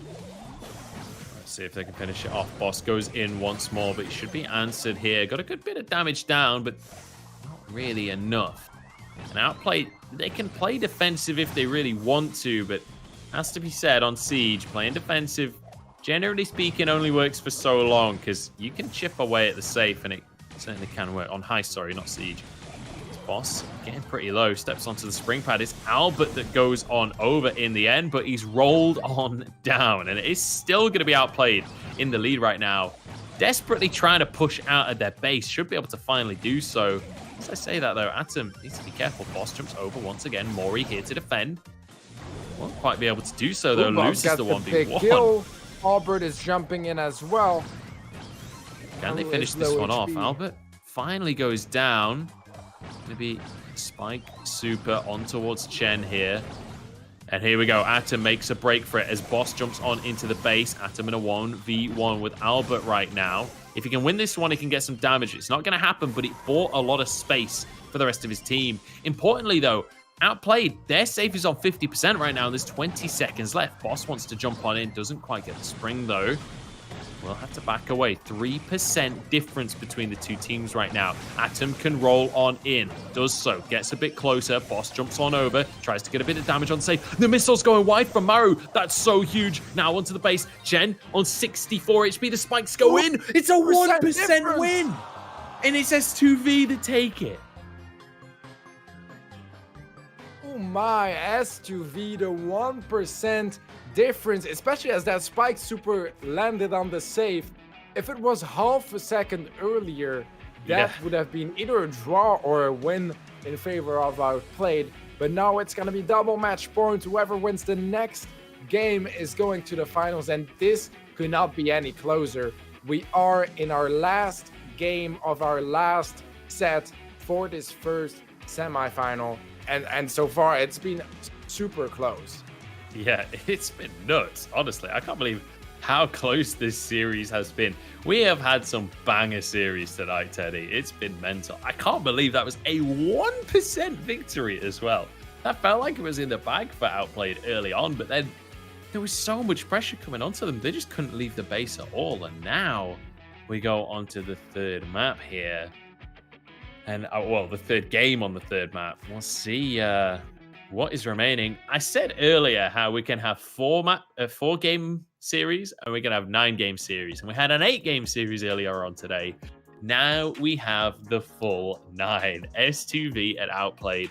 Both dark horses in the bracket. And now they want to prove it and make it to the final. Yeah, this is absolutely crazy from them. That both teams just make it to the semifinal is super impressive. But one of them is going to have to go all the way up to the finals. And this is the one game that is going to decide who it's going to be. Is it going to be S2V with their impressive run? And I mean, they beat SK Gaming previously as well. So I would not be surprised if they make it work. But on the other hand, Outplayed, they have been so strong today. So many convincing matches. And they are only one win away from the finals. So this is as close as it gets, and I'm so thrilled to see who is gonna get it. You know what? It's not many situations, but I'm giving this the Laughing King. That's the kind of situation we're in right now. The full 9 games, the full 9 yards, if you will. Let's see. S2V on the red side for one final time. Outplayed on the blue side for one final time. Now we'll have to see who can be the team to finish this one off. controlling the middle right now in favor of S2V as they're the first ones to get a kill. Boss goes down here, but it's traded. Chen trying to get some damage onto Maru, but nice little dodge behind cover to keep himself healthy there. Bear in mind, Chen does have his roll available, so he could always get on towards the safe if outplayed step out of position. Yeah, Chen has a super. He doesn't want to commit just yet. The spike can deal so much damage up close. Boss is going to open up the middle here with that super. He does get dived on by Adam, but he manages to jump away to safety. And instead, Adam is in a tough spot there, gets taken out. And we have a 2% lead here from our play. The only 2% of damage being dealt so far in this first minute. Hey, 2% is a lot more than they won by last time. So that is very true. 2% could be the difference maker, let's be honest here. But both teams have now opened up the middle of the map, which means these Brocks can really show their value, trying to poke down on towards the safe. So it's Chen moving forwards, trying to get some damage on in. We'll be able to do so. Not a huge amount to work with. Mori doesn't actually know where he is within the area, though. Might go down himself here. Atom, in the meantime, pushing on in aggressively, trying to get some damage out. 48 HP as he dodges the shot on in as well. It's actually Albert has to use the super just to guarantee that kill. Yeah, that's some good value from Adam on that push. Boss is going to be going down. The spike on SUV is low HP too. Chen goes for the dive, but he gets punished for it quite quickly. But S2V, they have a pretty decent lead here. Maru goes down. Mori is looking to find some picks because he needs them right now. He's gonna find Boss. Adam pushing forward, getting some good damage onto Albert. Can he secure that kill? No, it's looking like he's going down, and he will be indeed. Maru with that super. Is that gonna be enough? Not just yet. But we have 8 seconds here for our play to get that push. Otherwise, S2V are going to the finals. And it's looking like S2V have done it. They are going to be your first finalist of the day. Was an outstanding performance against Outplayed. Wow, what a way to end the series. It was so close at the end there and Outplayed. Their defense is phenomenal, but their attack on this map was really struggling. It felt like they just couldn't get into the opposite side of the map. And it means that S2V managed to finish out this series in style here. They went the full 9 games, both of our dark horses here, going head to head. And now S2V are the first finalist of this weekend's matches. And that means that our right-hand side of the bracket is done. That's out of the way now. S2V are the champions of the right half of the bracket. Now we have to figure out who the champions on the left half of the bracket are to go up against them in the finals. And well, this is going to be an exciting final. I can't wait to see what S2V have up their sleeves, because it feels like this is maybe the most tenacious team we have in this entire tournament. They just will not ever accept defeat. This is their second reverse sweep in the day. This is insane from S2V. Outplayed, they had 4 match points. S2V, they only had 2, and they only had 1 match point, and that was enough to win the entire match. So this shows that it's never too late. You can always come back until the second set has been won by the same team. You still have some chances, and S2V, they showed exactly that. And honestly, I'm extremely impressed with their performance. And I honestly don't know how they pulled this out, man. I really don't. Really, really impressive stuff going out from S2V. And I cannot wait to see what they're going to be able to do in the finals. But that does mean it's about time to move on towards our other semi-final. Tribe against Makers. And obviously, Tribe are going to be coming in as the favorites. They're the winners from week number 1. And I have to say, they looked really convincing in week number 1. Tribe were, I think, comfortably the best team there out of the games last week. And also, they were the team most willing to use and abuse the draft system that's in play in this tournament. And we saw them playing Hot Zone, which is, I think, pretty much the only team we've seen that's willing to play Hot Zone. So I'm curious if that is a similar strategy that they're going to employ here today. Yeah, I mean, they definitely showed the most power of adaptation regarding the draft system and the will to really use it as a tool rather than as a limitation. And I think that's really what made them stand out last week. Obviously, the mechanical skill is there, the experience, the strategy. They are a top tier team. And they're definitely hungry for this win. You know, they didn't quite make it to the World Championship, but this is their chance to, you know, start dominating in another league. And they've started off strong.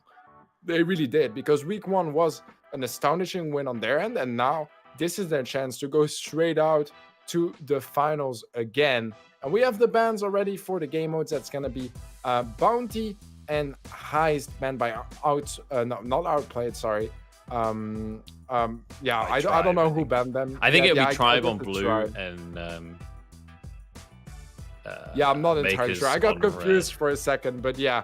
I'd be surprised if it was Hot Tribe Zone. that banned Hot Zone, because I feel like Tribe are the only team that's willing to play Hot Yeah, Zone. you Yeah, are- there we you are go. There's a correct. bit of an update. So it is Tribe banning Heist and Bounty, and then it's Makers banning Hot Zone and picking Brawl Ball. Yeah, exactly. And Backyard Ball, Crystal Arcade, and Olive Branch are going to be the maps in this matchup. And before I even had a look at the bans, I think it was Poco and something else. We are getting started with the second semifinals on Backyard Ball. Lena pushing up. It's going to go for the pass to Niso. Niso gonna tank it in. And Makers, they find the first goal. Quite an impressive achievement here. How do we have 2 8-bits here? Yeah, I was going to say that. This is the first time I've seen a game with 2 8-bits in it. We've also got the Pipers on either side here. Spen takes a huge chunk there as he tries to walk up to the ball, but going to be able to get back towards the middle of the map here. Tom stepping on forwards, getting some shots in from the side on this 8-bit. Spen just going to knock the ball further in once again.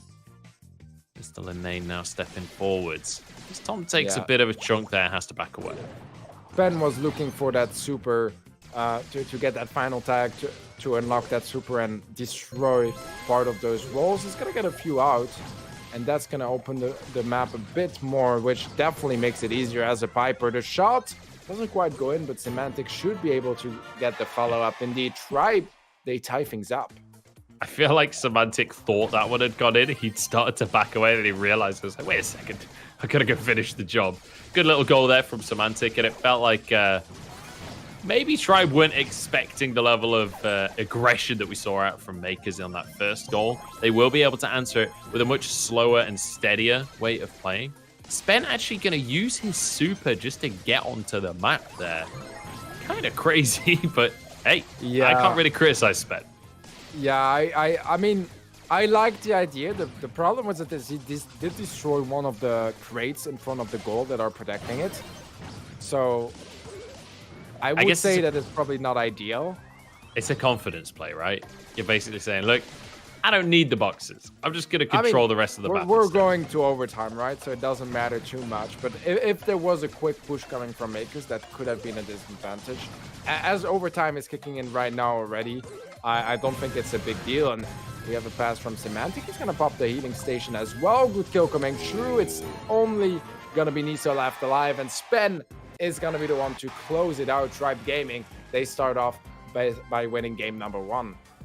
Beautifully done there by Tribe to start things off. And it has to say, Makers, they came in prepared. They came in aggressive. They started things off well. But then Tribe answer back in kind. 2 nicely done goals there.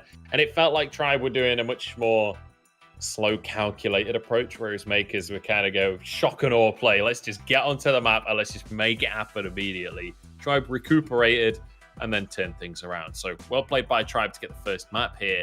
Question is, can they do it again? Can they stop Makers from trying to make these fast, aggressive plays like they did to start the game off? Yeah, I mean, that's the real question for sure. I think that even though Makers had the first opportunity, and at first I was thinking like, oh, I did not expect that. Tribe seemed to have a lot of control afterwards. Like once they got a bit of a reset and they could play a bit more slowly and a bit more their own game. So what I'm hoping to see from Makers is that they get the possibility to push Tribe Gaming and to force them to fall back and play safer and be out of their confidence zone. But I don't see that happening easily as Tribe Gaming. As we said earlier, they just have that experience. that extra level of play that is really tough to beat. Yeah, we'll have to see, because Tribe certainly... There's a level of pedigree there with this team that you expect them to perform when they step onto the map. You expect them to be the favorite here. It's going to be Stop Rob taking a good chunk there, but on the opposite side of the map, this Colette moving forwards and grabbing a kill. And now Spen and Semantic finding themselves getting pinched from multiple angles here. But a couple of shots from Spen, and suddenly that's not the case. Very nice little snipe there. Turns it into a double kill as well. And as soon as I say otherwise, Tribe take control of the map. Yeah, Spen has that super as well. He's going to use it there to take down 3 walls on the top, 3 walls on the bottom, and open up the map furthermore to give him a slight edge regarding those angles and making sure he can hit the shots that matter. Niso gonna go for the gadget, but somehow Spen manages to dodge the homemade recipe. And Lenan does have that super available if he wants to go aggressively, but he doesn't need it to find Spen.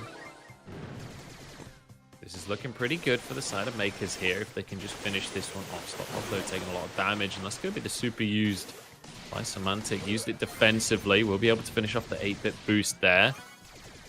Stop Rob trying to move on in, but Tom's behind them, and it looks like he's going to be finished off as well. So, equalize once again here. Neutral map state with 60 seconds on the clock.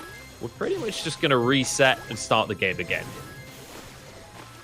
Yeah, Spen is gonna be trying to get some long-range shots. Tom holding that right lane as well. And right now, Makers, they are a bit stuck in their base, but then now with that super is gonna find Semantic. Good kill there.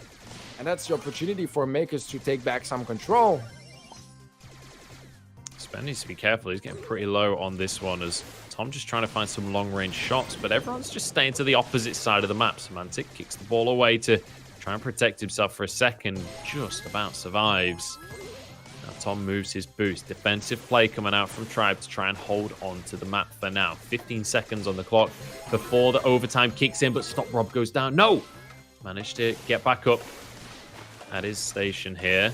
One more shot, though, coming out from Semantic would finish that one off. Stop Rob steps on forwards. Lenane getting incredibly low as well. It feels like Tribe are pressuring now, starting to push the enemy into the base. Makers have got to hold on. Remember, Tribe won the first map, and they're looking to win a second here. The health bars are going down. Toxic Tom knows it. He's just going to walk it in. Yeah, impressive plays from Tribe. Not that it isn't what you expect from them, but they take the first set already against Makers, meaning we will be moving on to Gem Grab next to Crystal Arcade, and that's quite a fun map. I'm excited to see what kind of comps they will go for, what kind of strategies. As Tribe, they are looking strong, but honestly, I don't think Makers are out at all. They showed some really decent stuff so far. Yeah, they did. They certainly tested Tribe, and it has to be said, Tribe certainly have an extra level of depth to their play when it comes to being able to swap between aggressive play and defensive play. Like, it felt like once Makers had control, Tribe were very respectful and said, look, okay, you can have 3/4 of the map. We're just going to back off. We're just going to regroup and then make a counter play. Whereas Makers, it felt like a little bit more like, okay, it's our turn to push. Like, let's just go for it. And if it doesn't work, it ends in a blaze of glory. You know, everybody dies. That's how it doesn't work. But we'll see how that's going to affect us in Gem Grab here, because it has to be said, Gem Grab is one of those game modes where a singular glorious play can certainly turn the game around. Yeah, absolutely. We've seen it over and over again where the gem carrier gets pulled or gets pushed and ends up going down. The countdowns going one way, the other way, close games, less close games. We've had it all in Gem Grab. We really have. And I think this is going to be a good opportunity for Makers to start a comeback. But honestly, I feel like Tribe are really good in Gem Grab, and Makers don't really consider Gem Grab as one of their best game modes either. So I'm just looking forward to see how this is going to turn out. Yeah, we'll have to see. It's going to be certainly an interesting one on whether or not Makers can match up to Tribe. Because let's bear in mind, on the opposite side of the bracket, we had two teams that were pretty low seeds coming into the tournament and didn't necessarily expect them to make it as far as this. both Makers and Tribe are exceptionally good teams. These guys were both top 4 when it came to the seeding here. You expect these guys to be in the semi-final. Tribe, obviously, when we're talking about seeding, are certainly the favorite moving into the semi-finals. And they've proven that on Brawl Ball, but on the opposite side of that, Maker's certainly not out of the running here. It looks like Tribe going to be on the red side this time, is Spen. Trying to get some damage down. He's on the Sprout this time around, and Surge for Drage. Yeah, Drage is going to be coming in, and he has that Surge, goes aggressive, finds Lena, nice skill, and he manages to fall back as well with the gems, giving a lot of control to his team. Good play here. He has that level 4 available as well if he goes for a super, but I think he's keeping it in case he needs to dodge something. Quite possibly. Honestly, Drage has leveled up so fast this game. That is kind of nutty how quickly he was able to just take control of the game here. And, well, they're already onto the countdown. Tribe are not messing around. There's a pull coming out from Tom. Very nicely done. And he's just going to play deterrence. He's just going to stop the enemies from making it on in. Rob would love to do something, as would Nisso, but it's just not happening. Tribe, wow. What a one-sided way to start off Gem Grab. Yeah, this could not have been more one-sided, and I think the plays were really, really good here. The comp, really strong as well. I really like how they went for a Sprout, which really does counter Piper in the middle. So it just made their job really easy, especially with that good dive from Drage on the Surge to take down Lena the Piper. That was just really well played. Good team play, helping each other out. That's what really makes a difference between decent teams and top teams, is they don't just focus on their lane and their fights. If they have an opportunity to help you in another lane or in the middle, they will go for it. They will get those shots and get that extra support so you have an advantage, and then you can help your teammates out again. And that's really what you want to see here, and they did that wonderfully. Yeah, really, really beautiful stuff coming out from Tribe here. And honestly, at this point, you have to wonder if they're just going to be able to finish the series off, because that, our first series there, or our first map there, sorry, on Brawl Ball, felt pretty close. Tribe were definitely in control, but it felt like Makers really gave them a run for their money. Here on Gem Grab, less the case. That was all about Tribe. They were the kings of that map completely, had control the entire time. I mean, they won on 10 gems. That pretty much says it all, 10-0. And so now let's see what they can do. Tribe on the blue side this time around. Drage, keep your eyes on him. How quickly he can get that 3rd rank on the Surge can certainly impact the speed at which this game goes. Yeah, Spen is going to get pushed by Stop Rob. Tom stays alive for a really long time, does go down before he can hit that last shot to at least take Niso with him, but Drage, he doesn't care. He goes aggressively, finds the kill, and that level 2 is really important because with the second star power of Surge, if you go down, you keep your first level you picked up, so he's going to stay on the second level, unless he's playing the other star power, obviously. Tom getting pushed.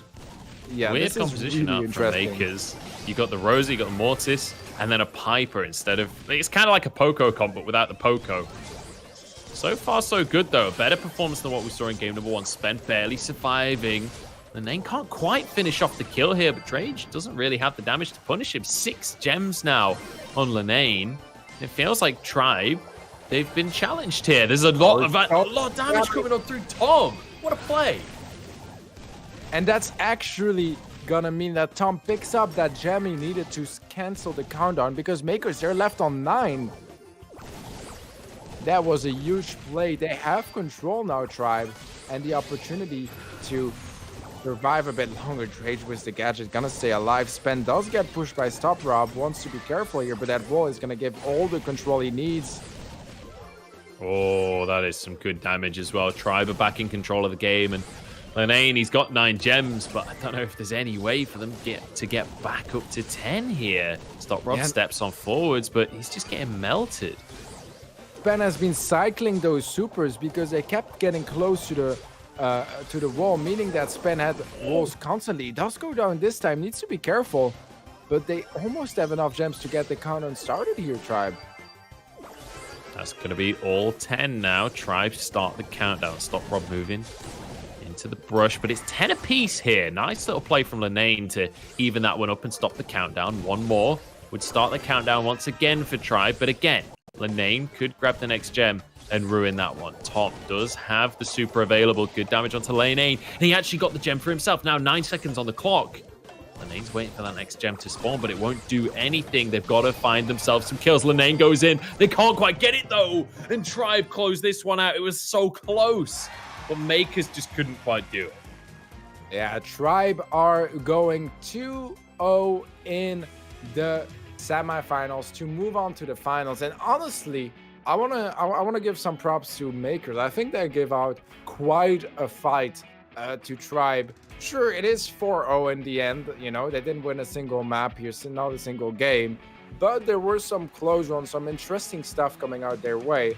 And they were pretty close to winning 2 different games, one in each set. So I think that if they work on their things next time, maybe they can actually beat them. Yeah, I definitely feel like Makers actually had a really good performance today. Even though the scoreboard doesn't reflect it, this feels like the first series of the day where the scoreboard really didn't reflect how close the series was. But at the end of the day, Tribe, they were the #1 seed. They were the favorites for the whole tournament, and they are proving that so far as they've qualified themselves for the final. Wow. Really, really close games here, but it is a 4-0 at the end of that one. So, Teddy, that means we have our finalists decided. We have 1 series left for the day. I believe we are going to jump into a quick break before we get to the final itself. But I think the players are getting ready. We'll see if S2V are actually ready to jump into the final, because I know S2V were having some issues with their Discord and things like that earlier on today, so we'll check with them. But Teddy, I'm excited for this one because S2V, they've been the underdog every single step of the way, but they've proven themselves. Yeah, I mean, S2V, they have played so convincingly today. It's not every day that a team plays a tournament and gets 2 reverse sweep in the same bracket. But yeah, I believe we are going to be going to a short break, and then we'll have our finals. That's going to be Tribe Gaming against S2V Esports. See you guys in a few minutes.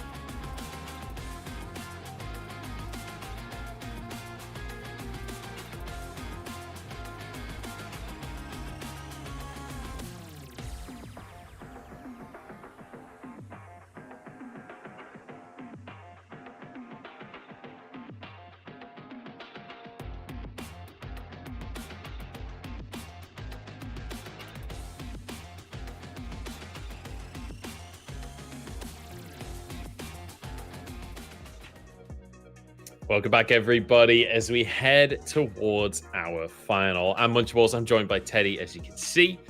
And, well, we have a very interesting final. Tribe against S2V. We can take a cheeky peek at the bracket to see how they got to this point in the tournament, because it's been a fairly smooth sailing for Tribe. It's been a 2-1 to start off the day and then 2-0s since then.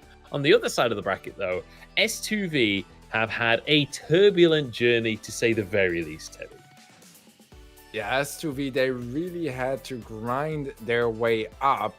They had to beat some really tough teams, such as SK Gaming, the third-seeded team in today's qualifiers, but also teams like Outplay that somehow miraculously made it all the way up to the semifinals. And with 2 reverse sweeps, they managed to get their spot in the finals.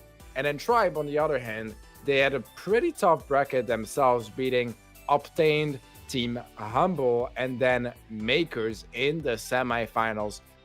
And for Tribe, it's been more sweeps, but they did drop a set to Obtain.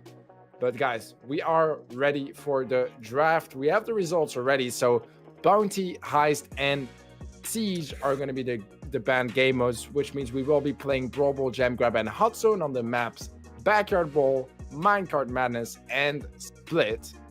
And the bans are Poco and Jean, I believe similarly to previous game. Yeah, we've seen Poco and Jean banned a couple of times today. And it's going to be Split on Hot Zone once again. We've seen that Tribe are quite happy to play Hot Zone Split. We saw that last week. Whether or not we get to Hot Zone is a whole different conversation, because they're going to mean Brawl Ball. And Minecart Madness, probably my favorite map in the game, to be quite honest. Certainly my favorite map to watch. Whether it's my favorite map to play is a whole different conversation.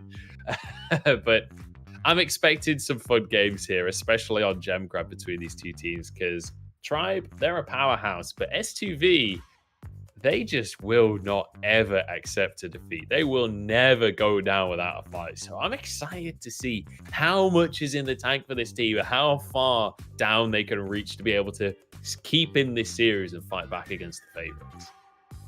Yeah, I mean, S2V, they looked really good today. They had such good performances. As we said multiple times already, 2 reverse sweeps. I think I have never seen that in Brawl Stars. In the same tournament, on the same day, that they get 2 reverse sweeps. That's absolutely impressive. But now is their biggest challenge yet. Tribe gaming their opponents. They looked extremely deadly last week, and I think they are in a similar shape this week. So honestly, if we had to go for some predictions, I would side with Tribe Gaming as the favorites. But S2V have showed that even against the favorites, they can win. So I'm not sure. What are your thoughts, Munch? I have to say, I mean, I said it last week. I'm back in the UK, boys. Tribe are back on the scene. And, like, let's be quite honest. Tribe are definitely the favorites coming into this one. You have to be assuming that Tribe will win. But if you're wanting to get a little bit saucy, S2V is certainly the prediction for that, because they have been surprising each time. But the problem is with the S2V wins, they have shown on multiple maps that they struggle a little while to start things off. But Tribe will take that opportunity very happily and just run away with the series very, very quickly. So S2V are going to have to be careful. As we're jumping into the game anyway, it is S2V starting things off with a good couple of trades here. Spen having to back away a little bit as Boss trying to gain some ground, but Tom actually loses the 1v1. 400 HP remaining on Boss as he drops down his healing station. Suddenly Spen having to use that super just to try and defend and remove that healing station. Tom pushes on in so aggressively, but trades 1-for-1. Yeah, Tribe Gaming, they finally have a chance to slow things down, go for a bit of a reset. And I'm excited to see how that 8-bit pick is going to work out. They showed it, sorry, I think S2V and Outplayed showed it earlier as well against each other on this map. Not something I'm too used to. No, it was Tribe. It was Tribe that played it. Yeah, and it was 8-bit versus 8-bit, if I remember correctly as well. Yeah, you are correct. And honestly, it looked pretty epic. But now that it's not against another 8-bit, it's gonna get even more interesting. Span looking to get his super, only needs probably another shot or two. But can't quite find them here. Not just yet. Anyway, this triple ranged composition from Tribe is working wonders for them. They've destroyed basically all of the box. It might as well be overtime on this side of the map at this point, to be quite honest. The sheer destruction that's coming on through. Spen being forced away, though, by Mr. P from Albert here. Chen just trying to get a bit of damage onto Tom. Obviously, 8-bit going to be struggling when he doesn't have his boost available. Yeah, definitely. Not only because of the damage, but also that extra movement speed. That's a lot of versatility to the Brawler, and it makes it much harder to hit him, because with this low movement speed, he gets lasered down. It's basically not possible to miss your shots against him. Well, my gameplay would beg to differ on that statement, to be quite honest. But that's a conversation for another time. Boss getting taken incredibly low and finished off in the end. Tom manages to drop down the boost. And this is Tribe at their best right here, pushing on in, pressuring the enemy. They're going to be moving to overtime as the respawns come on through. They're going to be waiting for their other teammate before they try and finish this one off. But Spen finally hitting his shots, does have his super available. As the boost goes down, and Tom will be a little bit slow once again here. Boss slowly but surely pushing the ball up the field here. Good shot from Spen onto Albert. Very nicely done to finish the kill off. Spen pushing forwards here. Happy to tank up the little Mr. P Penguin, as they will finish off the kill onto Boss. But it's traded 1-for-1 here. Tom can't quite finish off another one. Semantic off on the left. One shot onto Chen, but can't quite finish the kill. Yeah, Tribe Gaming, they want to push now. Has to be trying their best to stop them, but Boss is low HP. Spen, I think that was a fail. No, that was meant to be a kick for sure. Yeah. He did it just a second too early. That is a disaster for him. 10 seconds on the clock now, and this might just be a draw by the looks of things. 5 seconds left, and I don't think anyone can realistically get onto the ball in time. 1 second and the match is over. And well, a stalemate to start it off. Can you believe it, Teddy? I certainly did not expect that coming into this first game of Brawl Ball, but we have a draw, and the first draw today, I believe, Munch, if I'm correct, across all matches and game modes. So, I mean, it was meant to happen eventually, right? And this means that they are going to be replaying this game with the same brawlers and star powers. Oh, they can change brawlers and star powers. Don't listen to me, guys. And I mean, that does mean that that element of surprise, such as 8-bits, could be gone. They could keep running it. It wasn't going that bad for them either. So I'm just curious to see if we have any adaptation from either teams to create those openings they were slacking a bit off. Yeah, it feels like it was a bit of a weird game where I feel like there was a couple of opportunities to be a little bit more aggressive than the teams were necessarily responding to.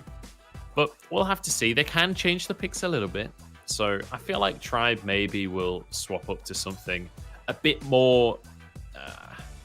don't know what the word is. Aggressive seems like the wrong word, but maybe more well-rounded as a composition. Having 3 super long-range brawlers does feel like maybe you can't abuse certain openings quite in the same way as you can if you have some closer-range brawlers to be able to get in the face and put some pressure on S2P.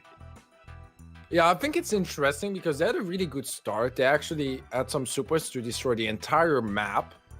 And that makes it really easier for those long-range brawlers. And they had the terrain, everything was perfect going their way. And somehow they never really had the opening to get a goal.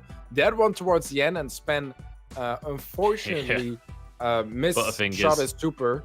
Yeah, I mean, you know, maybe he just, didn't pay enough attention or misclicked or, you know, those things happen for sure. That's a mechanical mistake. And at this level of Brawl Stars, you don't see them often, but it cost them the goal, to be completely fair. And this is the kind of mistakes they need to be careful that doesn't happen again. And honestly, I don't expect it to happen again.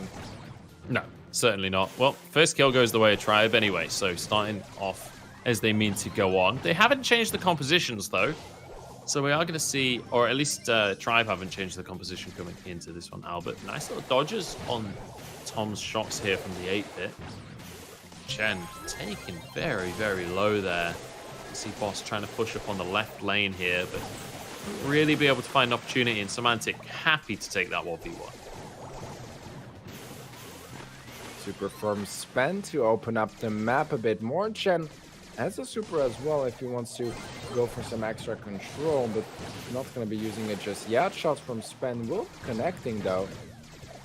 And they are looking to find some more damage. Tom finds Chen. This is the chance here. Boss goes down. Tom was a charge shot, but he misses. He missed it. We were talking about mechanical mistakes. And that's another one coming in from Tribe, looking a bit rusty in this match. They have the good strategies, the good plans, but mechanically they make a few mistakes already in this first set that cost them some goals. What is going on with Tribe today? Because, like, the shots are on point in terms of, like, killing the enemy. But when it comes to shots on goal, it's just not happening for them. That's 2 fumbles back-to-back games there. And granted, S2V really haven't had any opportunities on the goal whatsoever. So it's very much been Tribe in control of the game. But just failing on these opportunities is really uncharacteristic of this team. Yeah, I think this is the kind of choke you just don't expect from Tribe. I mean, it is 2 mistakes. Last time we said probably we won't see any more coming. We were proving wrong 20 seconds later. But I still believe in Tribe Gaming. I think they are definitely on paper the better team here. Mm-hmm. Let's see if it's actually going to work out that way, because that's an important kill coming the way of S2V. Chen looking to push up. This is the one chance S2V have had so far to get a goal. Can they utilize it? Good little shot from Spen there to defend. That was nicely done. Boss goes for the shot.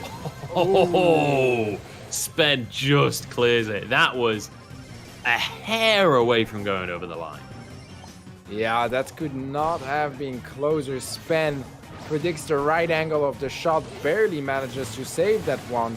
Now we have a slight counterattack from Tribe, or at least a fight for the middle, and we can be sure that whoever gets the next pick is gonna be the team pushing up. Chen taking a lot of damage. He goes down. That's the opportunity for Tribe Gaming. Semantic looking to pass to his teammates, perhaps. Yeah, they've got to make it happen, though. Shots. 10 seconds left on the clock here. Tribe have got to make it work right now. Shot goes across, but it's going to be blocked by Albert, who kicks it away once again. Spen passing it to Tom. The shot goes across. He gets it right in the corner. Tom, you beauty. You're gonna make him blush, Munch. That was unbelievable. That was actually unbelievable. Tom, that's the golden boot right there. Man of the match. He gets whatever, like some football related terms here. I'm not a big football fan, I'm not gonna lie. Oh, me neither. Wow. What a great shot coming out from Tom. Back of the net, off the top, or whatever. Either way, it was a great goal. But I have to say, Tribe are struggling in this game against S2V in a series that I was expecting Tribe to be the comfortable favorite. Yeah, definitely. I agree. I think that the craziest is that Tribe are doing all the difficult stuff, like finding picks, finding openings, and then they choked every time once they were close to scoring. The easy part, kicking the ball in Brawl, oddly enough, is the easier part. And they were having a really tough time with that. And this time, they managed to close it out. It was close, only a few seconds left, and an extremely clutch shot from Tom. That's what it took for them to take game number 1. Hopefully that enables them to, get in the mood, get in the space. But I'm not convinced just yet. I'll be totally honest. I'm not convinced just yet. Yeah, it's not a perfect start from Tribe, but let's see what they've got up their sleeves now. Spen crying to start this one off. He did a little angry emoji earlier as well. Let's see. He probably heard our rude words, Yeah, maybe he's watching the stream. But let's see. Let's see what they've got. Changing up the composition a little bit here. So Semantic going to be there on the PAM this time around.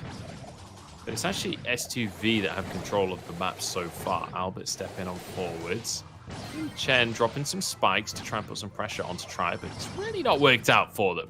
And it's S2V that have to back away on this one. Yeah, Tom, that super, once again, really impactful. We've seen it in the past. That spike super can just buy you so much extra control, completely deny a push. And it's looking like we have a pretty decent defense coming in from Tribe. Albert with an important kill. He might have a goal as well. He's gonna go for the super instead. Tom gets melted down. This could be a goal, but a good shot from Spen is gonna deny it. He stays alive and he saves everything here. Ben somehow manages to save his team from a certain goal. Yeah, that was real close. Spen managing to make it happen in the end, but I have to say, Tribe are really being pushed to their limits in this series. This feels like an incredibly tense game between these two teams. It is still Tribe managing to find advantages here, but it is off of the clutch plays this time. And usually Tribe, you expect them to win through consistency. This time it's down to what they can really dig deep and find in these super important moments. Exactly. Those clutches they keep getting here, Tribe. This is what you need when you play against a tier 1 team. S2V, I mean, it's not that close. Yeah, that was absolutely beautiful. That jump to get that advanced position and get the timing right. Really good team play for sure.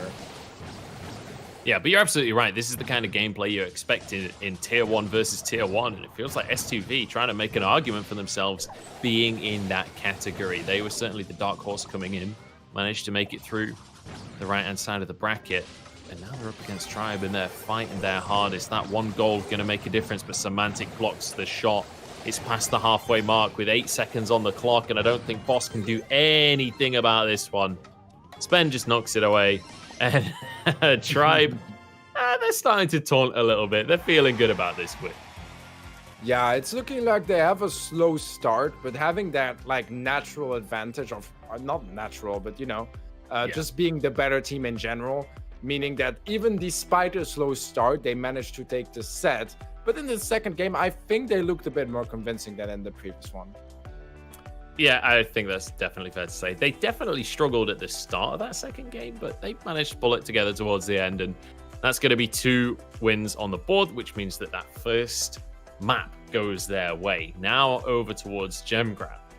And we'll see what they're going to be able to do if they can just finish this series off, or if S2V have more up their sleeves. Because I've said it a few times tonight, S2V, they're this team that just won't accept defeat. And they have been a map down multiple times tonight and still won those series. It's still possible for S2V to find a reverse sweep here. Yeah, absolutely. I mean, they've done it twice before, right? I don't think the saying really works here, but 3rd time's the charm. Well, maybe that's 3rd time's the charm for Tribe here, where it's like the first 2 were reverse sweeps, the 3rd time maybe not.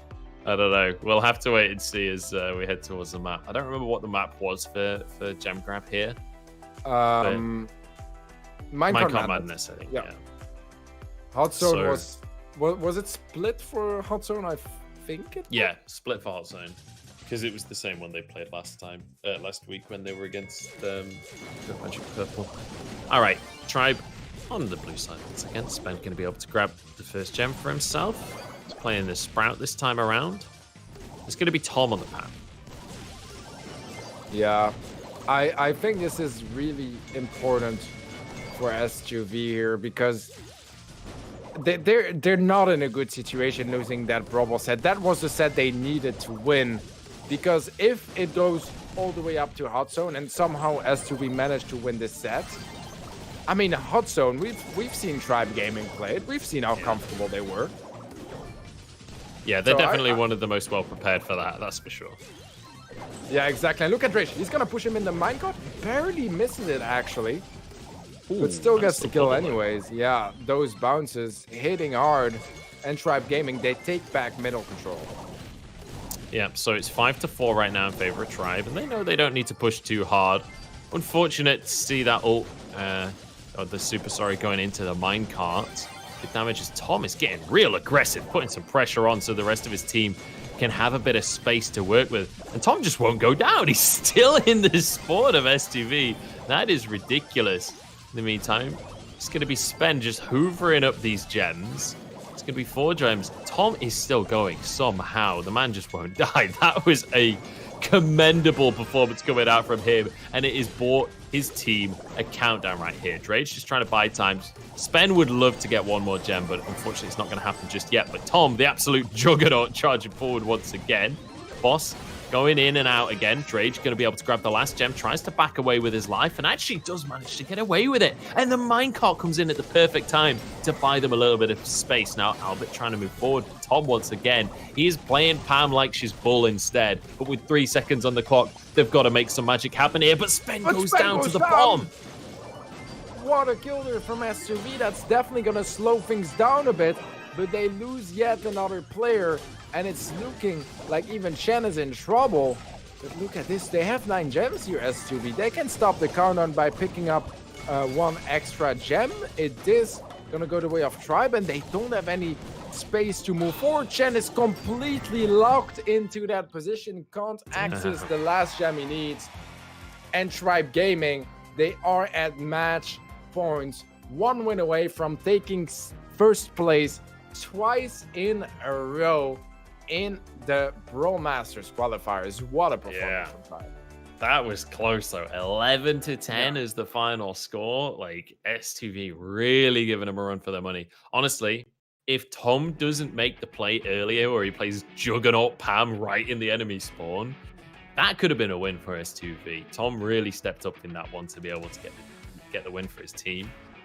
And now S2V, we fall in a situation that we've seen them in before, where they are very much against the ropes. 1 more win for the enemy will secure the series. But S2V are a team that have managed to come back from these situations before. I can't believe I'm saying it, but S2V, they still very much could win this one against Tribe if they could just level up the play just a tiny little bit. Well, would you say they're their favorites now? This is it's match point for their opponents. I mean, that's kind of where they excel, right? So let's see if the trend is gonna continue, or if Tribe are gonna end their run here in the finals. Spen gonna be pushing up, finding some slide tags from afar. Boss trying to get an angle, is gonna get some good shots out, actually can deal some good damage, finds the kill on Tom, and gives S2V middle control to kick things off. Boss just walked into the minecart.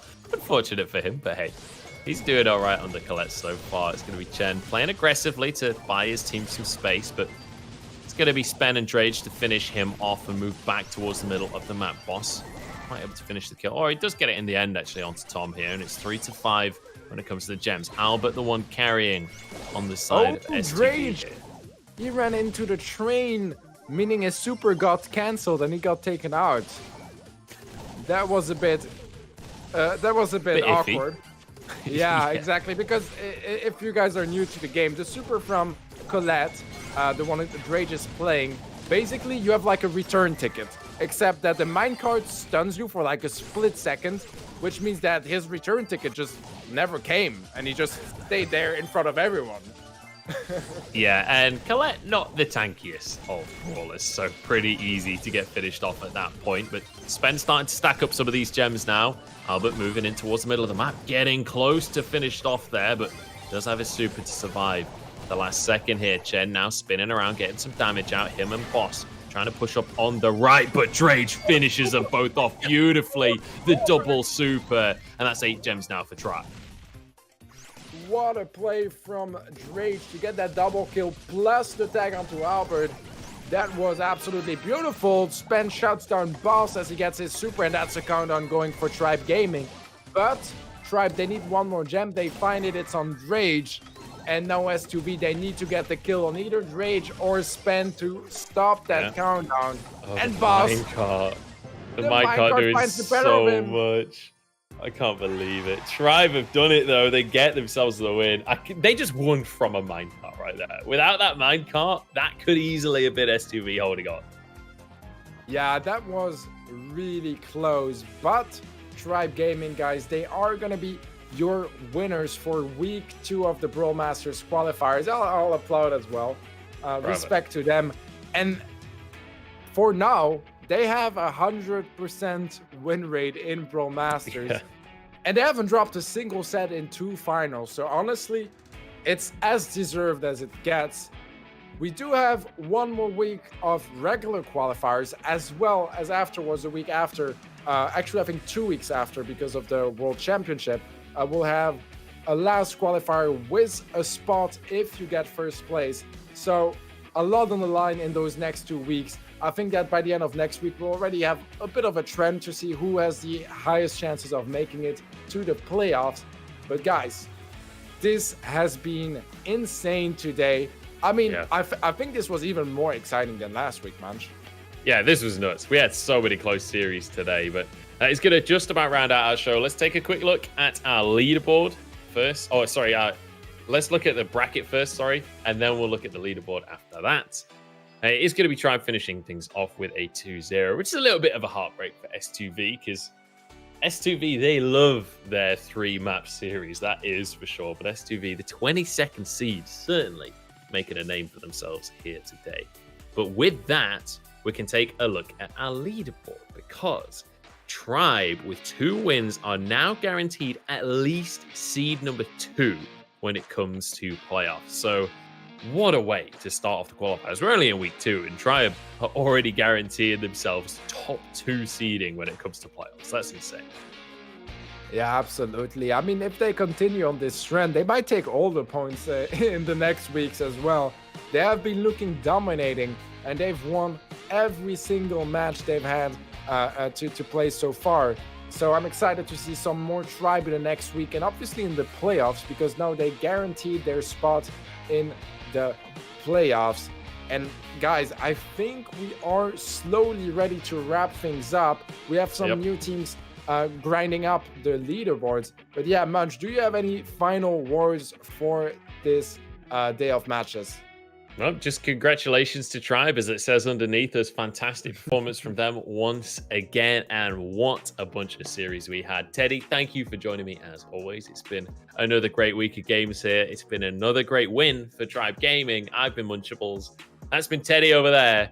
We're going to close out the show. Thank you everyone for watching, and we'll see you next time. See you next week.